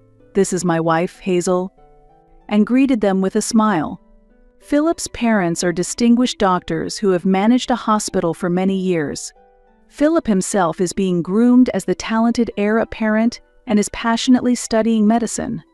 Hearing this, my parents' eyes widened in amazement. Suddenly, my sister's husband intervened. "It's unbelievable, but to think that the wife of Dr. Anderson is my wife's sister. Can such a coincidence even be possible? That means we are relatives now?" he said, unable to hide his surprise. "Dr. Wells, I apologize for any trouble my son may have caused in the past," I continued, cutting off his remarks. "My sister's husband, Daniel Wells, is a doctor and works at a university hospital. I had just taken my son to him recently because he was feeling unwell. But that's the extent of our connection. Philip has had professional ties with doctors, and it seems that Wells respects Philip greatly. How's Raoul feeling now? From what I diagnosed, he should start receiving treatment immediately. So I suggest you take him to get tested and hospitalized at my hospital." Daniel kindly made that offer, but I replied, "Actually, we've decided to see another doctor for a second opinion. It's important, you know." He couldn't hide his surprise at my response. It seemed that Daniel was attempting to treat my son as a special case, but I was uncomfortable with the idea of my child being seen as a profitable object. Therefore, I gently declined his offer with a smile. Suddenly, a mocking laugh echoed through the air. "Why are you behaving like that? Are you trying to compensate for being a high school graduate by marrying a doctor? Are you stupid? Marrying the heir of a large hospital doesn't elevate your own worth. Your education remains the same. And your thinking is too shallow. You really have a child? Poor kid, having you for a mother," Julia criticized. "Hey Julia, please stop. We're family. Why do you keep saying such things?" Daniel tried to mediate quickly. However, my sister glared at his words. She seemed unshakable in her righteousness. Suddenly, Philip spoke to me. "Hazel, are they really your family?" he asked doubtfully. "No, these people can no longer be called family. A real family wouldn't suddenly scold you for no reason, refuse to feed you just because you spilled a little food, would give me secondhand clothes found in a dumpster while laughing as they compare them to the high-end brands they give to my sister. They wouldn't throw away my study materials claiming you're too stupid to need them, or soak my textbooks with water to make them unusable. So, no. They are not my family anymore. True, a real family wouldn't strip you naked in the winter cold for not lending a book to your sister, or lock you in a hot shed in the summer. They wouldn't silently sell your belongings or tell you directly that you're expected to labor for a lifetime. People in our town have noticed the clinic's unfair treatment of the siblings, suspecting abuse, and they don't want to take their children there. It's actually surprising that no one reported it when we were kids. Now, despite their business suffering, they fail to realize that they are the cause of it. This shows just how severe it is." During our calm exchange, When the cruel acts of my past were revealed, Daniel was shocked. My parents were equally stunned to find out I knew their clinic was struggling financially since I had left home. This information was unearthed by my in-laws, who deeply sympathized with the hardships I endured and felt even more outraged than I did. Philip also harbored similar feelings, and they had been investigating my parents' clinic, potentially to use it for revenge. Stop it. Stop lying. We didn't do any of that. It's your fault for being a failure. Daniel, don't believe a word she says, my sister vehemently protested, but it was too late. He looked at her with disdain. I thought to myself that none of this would have happened if she had ignored me and walked away back then. No, but actually, it's you who are lying, Daniel retorted. Me? Lying? About what? She responded in disbelief. That Mrs. Anderson only graduated high school? She holds a college degree, is a successful entrepreneur, and the CEO of a company involved in hospital food, which has been instrumental for our clinic. CEO, my sister exclaimed in shock, staring at me as if seeing something unbelievable. My parents were equally astounded. Stop lying. She's just a high school graduate. Are you saying she went to college behind our backs without us knowing? My mother said that accusingly. Yes, I did go to college. I was already an adult, and I had no obligation to report to strangers who are not my family, I replied. What are you saying? How can you speak to your parents like that? We didn't give you permission to go to college, my father shouted. Why would I need your permission? I calmly countered, and they could not hide their indignation. After high school, I worked various jobs and saved a considerable amount of money. I used part of these funds to pay for college tuition. There was still so much I wanted to learn and pursue. Living away from home, I enjoyed my freedom and was capable of anything. While in college, I started my own business. That's also when I met my current husband. Reflecting on this fills me with deep emotions. Meanwhile, my sister was mumbling something with a pale face. I can't believe it. I always thought she was the incapable and inept sister who couldn't do anything by herself, that she would die somewhere after being expelled. Despite all that, she graduated from college and is now a CEO and married to the heir of a major hospital. Why? I thought I would be the happier one. Why is she more successful than me? Why does she look happy? Why indeed? Maybe it's because despite being treated unfairly by our family, she never gave up and kept working hard. Maybe luck played a small role as well. After saying this, I looked back at my sister firmly. And then I revealed a shocking fact. By the way, I heard you dropped out of middle school. Is that true? This revelation completely shocked everyone around, including my former parents and Daniel. What? What are you suddenly talking about? Who dropped out of middle school? My sister countered, though I admired her bravery in doing so. I heard from a distant relative who has always been kind to us that after I left home, you overestimated your capabilities, thinking you could easily get into any prestigious school without studying. You went into the exam unprepared and ended up writing almost nothing, resulting in the expected failure. After that, you became unruly at home and were in a reclusive state for a long time, right? You only returned to society recently when our parents introduced Daniel as a suitable marriage partner for you, I explained. As I spoke, Daniel's expression grew increasingly stern, while my parents and sister turned pale. The relative who provided this information is a distant cousin of my father, known for his skill in gathering information. Despite having met only a few times during my childhood, he looked after me and even acted as my guarantor. What baseless things are you saying? My sister protested, trembling, but I continued. Actually, the claim that you work in medical administration is also false, isn't it?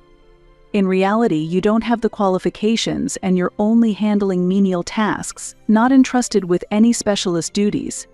It's good that at least the minimum professional ethics are being maintained, I stated. Stop it.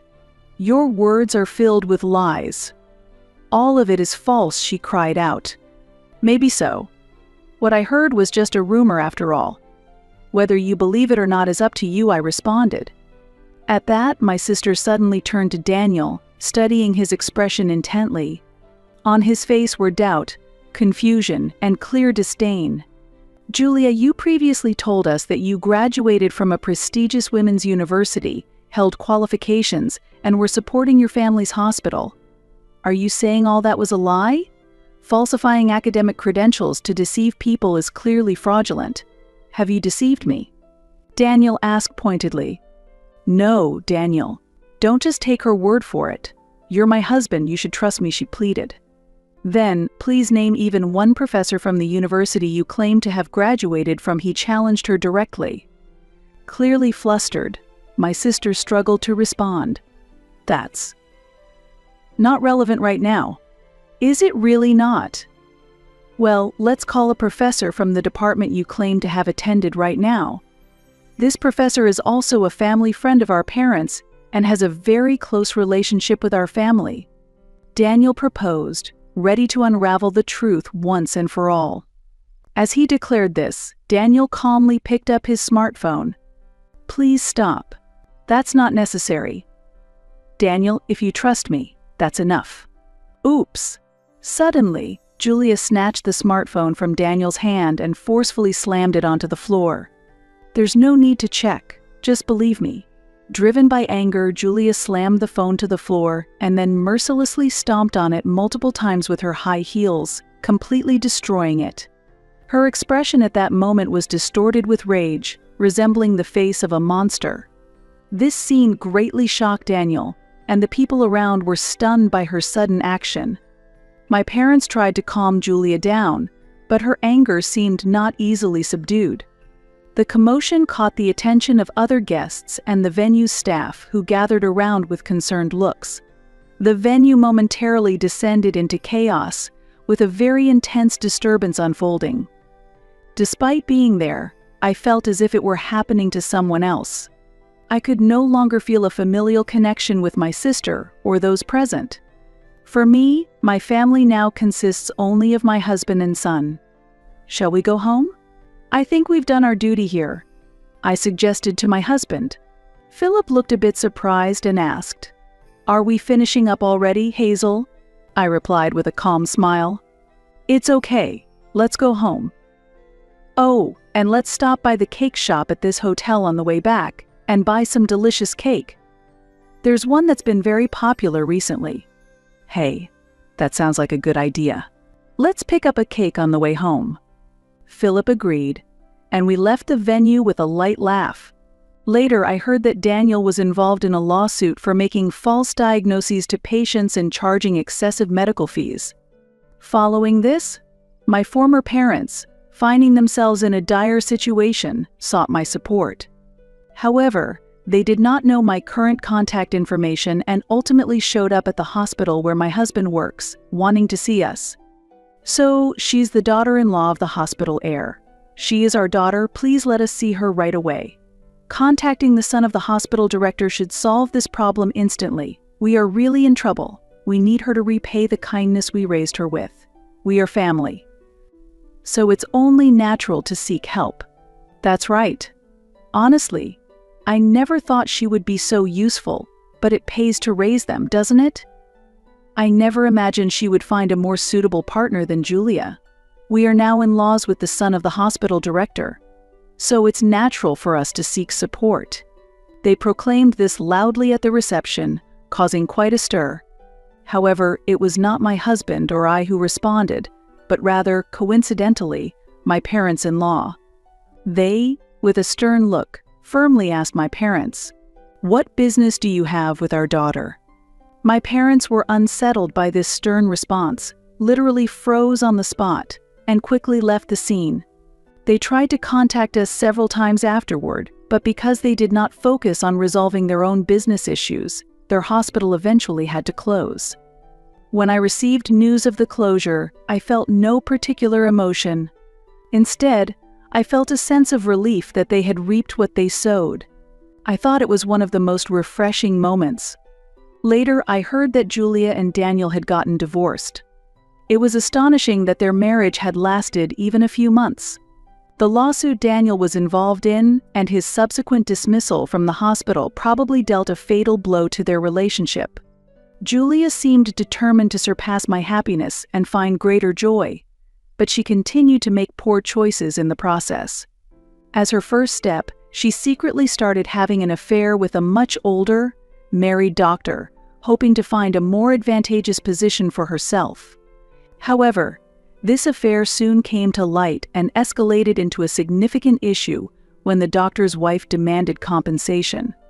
Desperate, she sought help from her parents to resolve the situation, but they quickly disowned her, labeling her a disgrace to the family.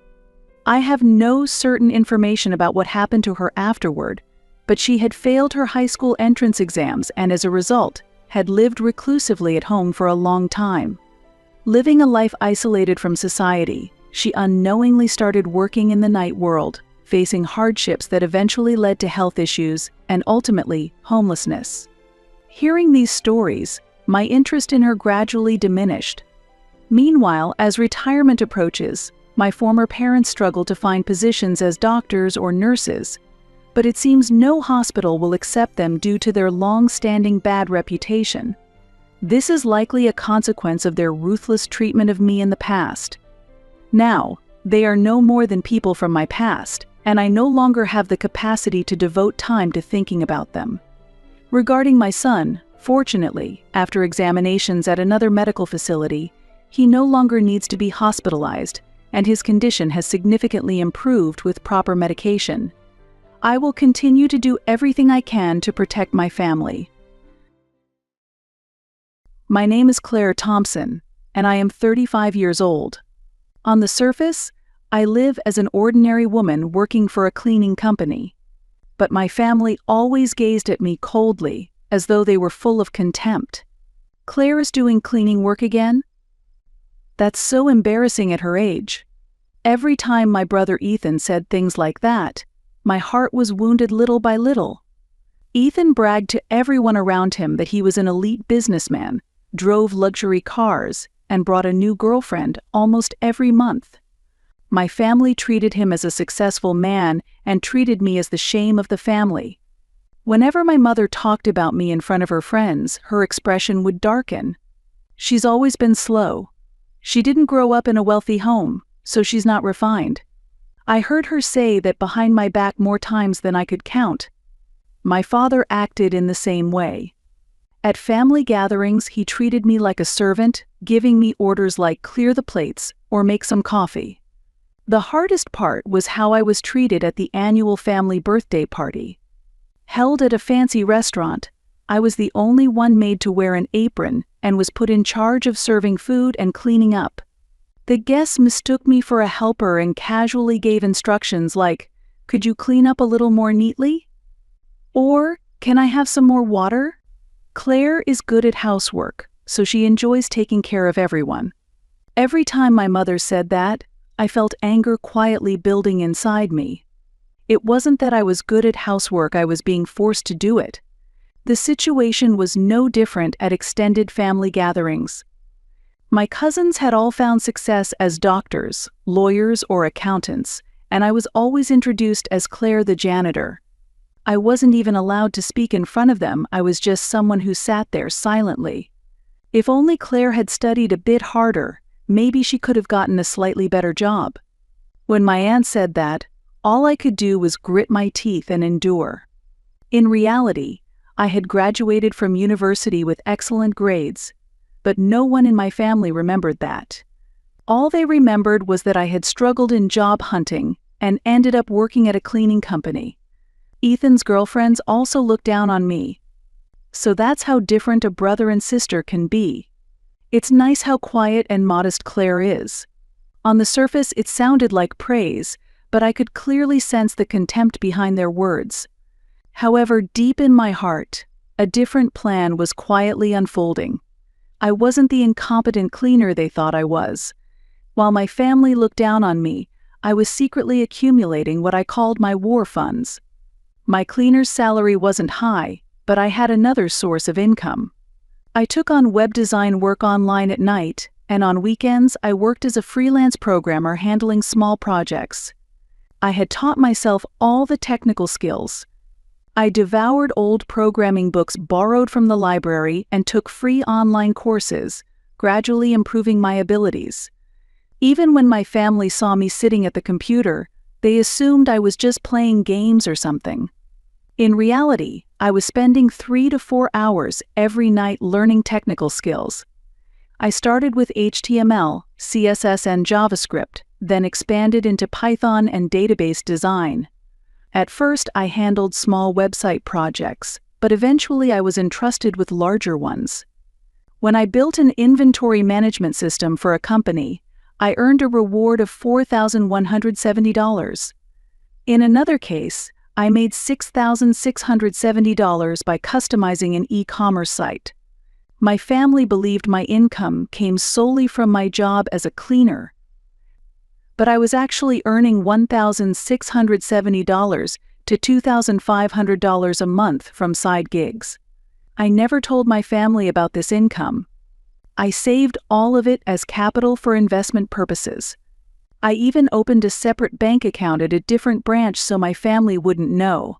I hid the passbook and card in my work locker and took every precaution to ensure my family never found them.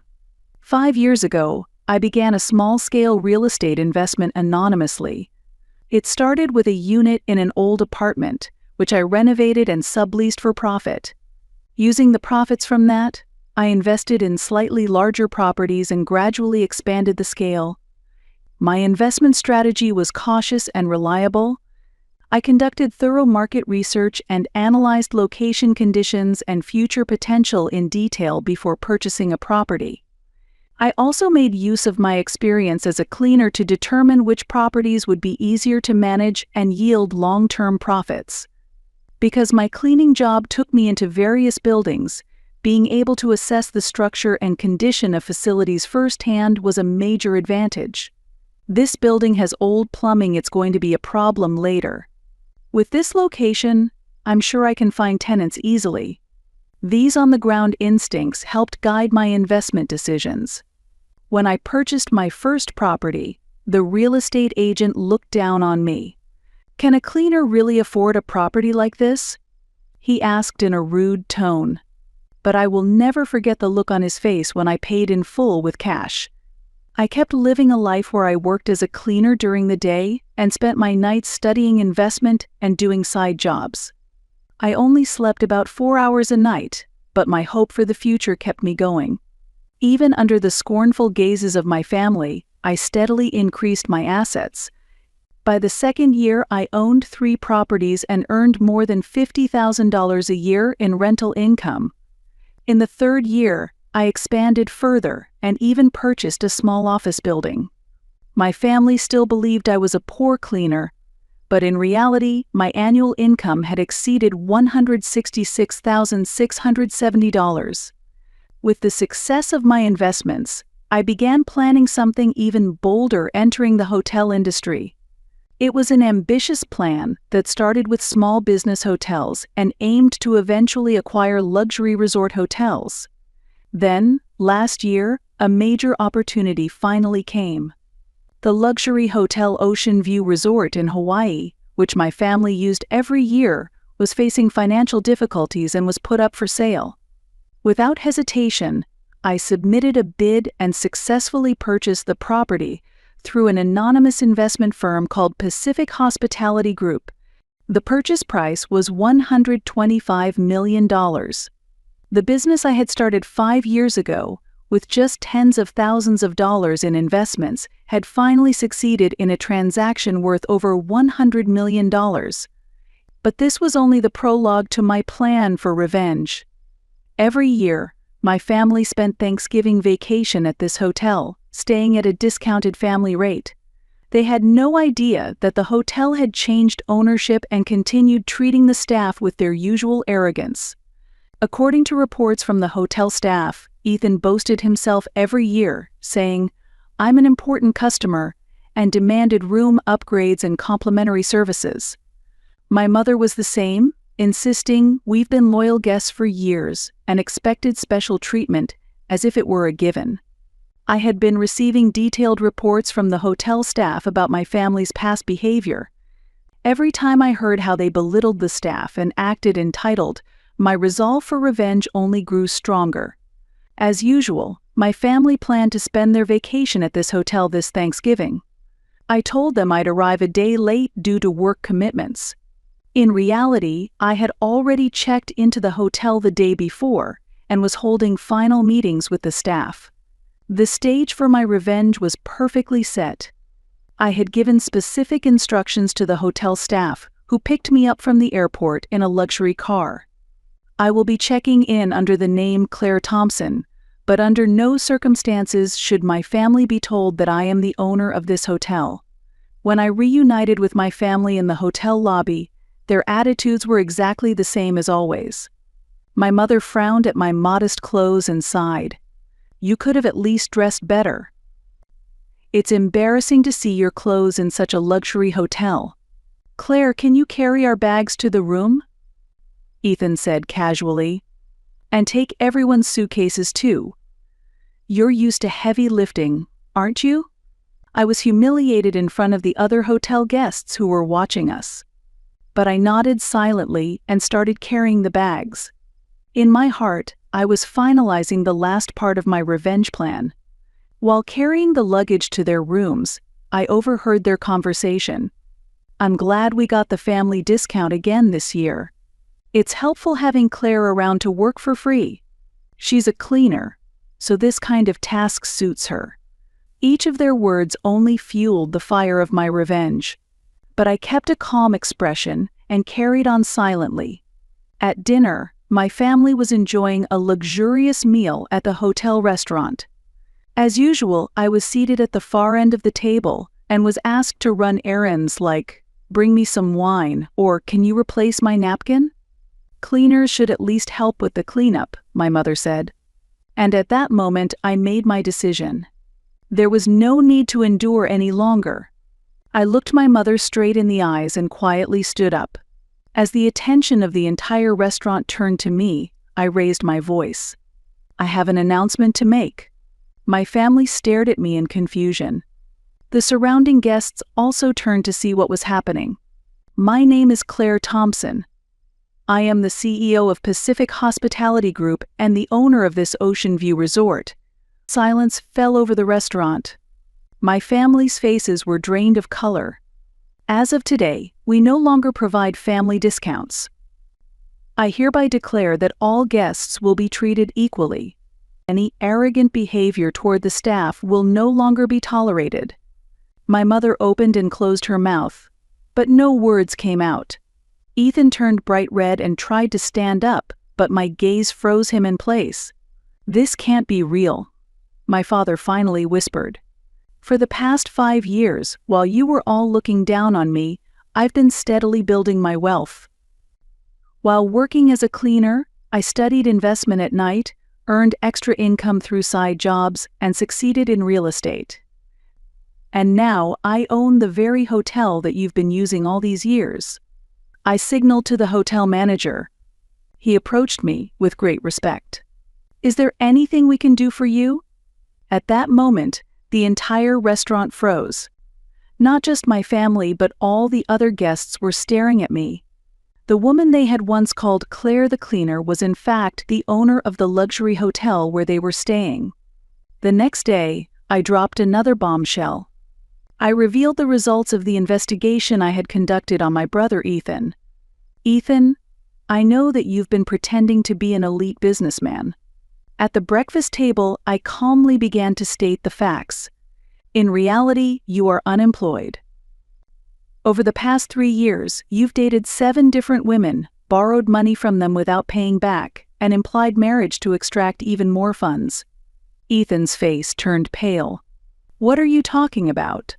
"Lily Anderson, Sophie Carter, Olivia Davis, shall I continue? Each of them was deceived by you and lost large sums of money. Yesterday, I submitted their testimonies and evidence to the police. I showed them the case acceptance number I had received from the police station on my smartphone. They have confirmed marriage fraud and criminal fraud charges against you. An arrest warrant for you has been scheduled to be issued by next week." My mother spoke in a trembling voice. "No, Ethan couldn't possibly be a fraud." "That's right. The son you all praised as a successful man was actually a swindler who deceived women and took their money. The luxury cars and the upscale apartment, everything was purchased with money from the women he conned." Ethan stood up and tried to flee the hotel, but I had already informed the hotel security in advance. The guards politely but firmly detained him. "Claire, you." That was the last thing Ethan spat out.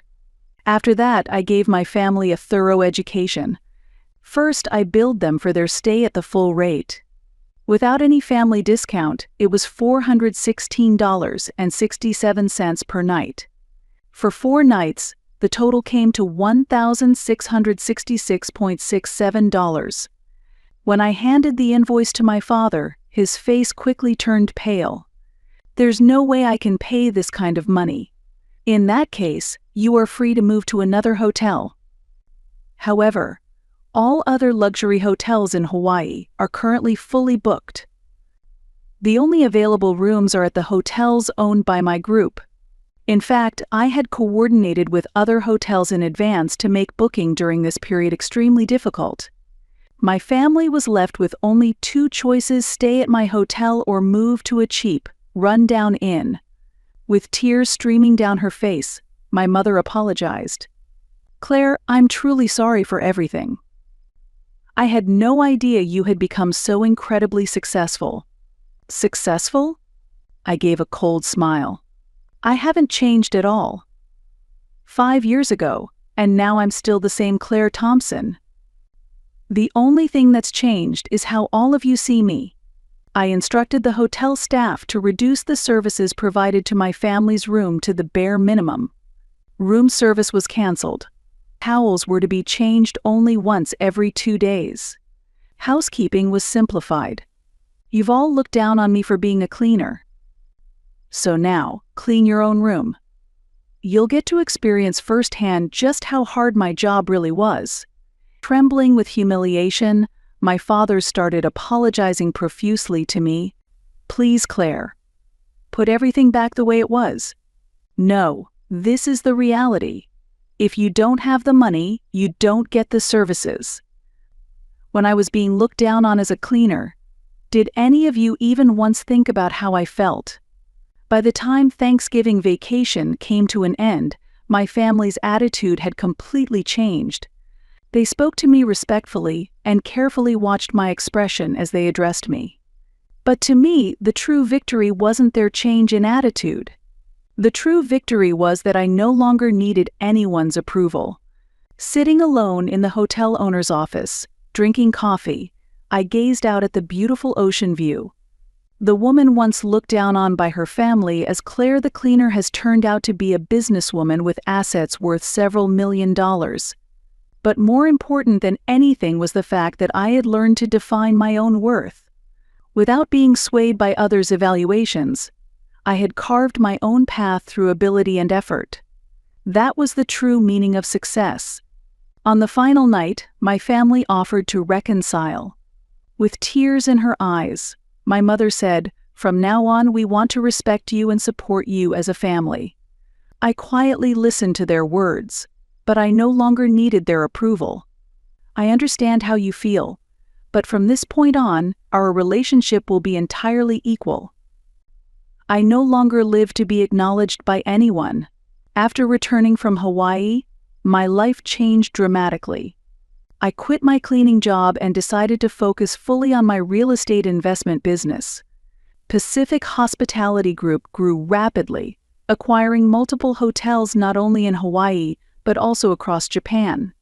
Ethan was prosecuted for marriage fraud and sentenced to 2 years in prison. I personally paid compensation to the women he had deceived. I understood their pain. I had known what it was like to be looked down on by my own family for many years. My parents began to boast about my success to those around them, but I kept my distance. While I remained in regular contact, I no longer attended family gatherings like I once did. I had formed new relationships, business partners, hotel staff, and investors, none of them looked down on me for having been a cleaner. They evaluated me purely based on my skills and achievements. For the first time, I experienced truly equal human relationships. A year has passed since then. My company has grown into a business with annual revenue exceeding $8.33 million and over 50 employees. Media interviews have increased, and I am often featured as a successful female entrepreneur. However, I have never hidden my past. I spoke honestly about my time as a cleaner and the contempt I endured from my family. I believed that doing so would encourage others who were in similar situations. What's your secret to success? People often ask. My answer is always the same. Never depend on others to define your worth. Decide it for yourself. And no matter how much you're looked down on, never give up on your goals. Meanwhile, my family's situation changed drastically. With Ethan in prison, my parents lost their social standing. Neighbors began to look at them with suspicion, calling them the family of the fraudster son.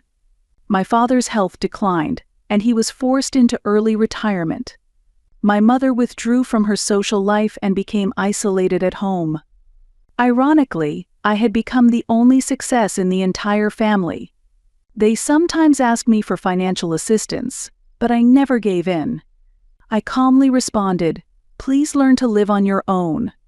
It was the same attitude they had once shown me. Ethan was released from prison 2 years after his arrest. However, reintegrating into society was not easy. Very few companies were willing to hire someone with a fraud conviction, and he was eventually forced to make a living through day labor. The man who once drove luxury cars was now commuting to construction sites by bicycle. His upscale condo had been seized, and he is now living alone in a small, old apartment. I received several letters of apology from Ethan. He wrote, "I truly regret looking down on you, and please give me a second chance." But I never replied. I believed that true remorse should be shown through actions, not words. One day, I received a report that someone had applied to work as a cleaner at one of the hotels I owned. When I learned it was Ethan, I had mixed feelings. During the interview, Ethan looked thin and worn down. There wasn't a trace of his former arrogance, he simply kept bowing his head. "Claire, please. Let me work. I've thrown away my pride and everything else. I just want to live honestly and work hard." I looked at him for a long time. And then, I made my decision. "I'll hire you as a cleaning staff member. But you will receive no special treatment.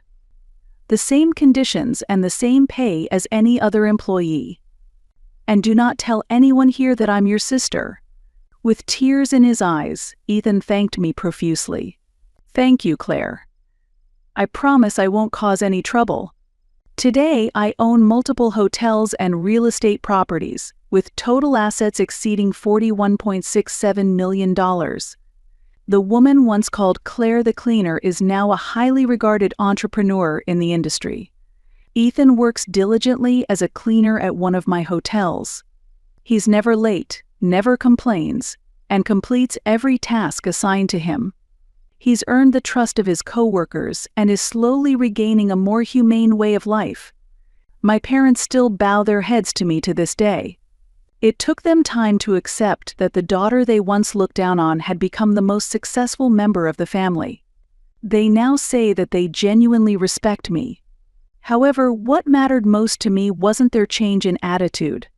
It was that I had changed. I no longer needed anyone's approval. I had learned to define my own worth. That was the true victory. Sometimes I remember the days when I worked as a cleaner. Those days were undoubtedly hard, but it was precisely because of that experience that I became who I am today. The time I spent being scorned and looked down on was not wasted. Everything led to the success I have now. And then I understood. True revenge is not about humiliating others, it is about achieving overwhelming success yourself. While my family was looking down on me, I was quietly but steadily building my strength. And now I'm in a position to control everything. The woman who was once dismissed as just a cleaner has now become someone that no one can ignore. This is my story of revenge, and at the same time, my story of true success. I proved that no matter how much you're looked down on, if you continue to believe in yourself, the path will always open.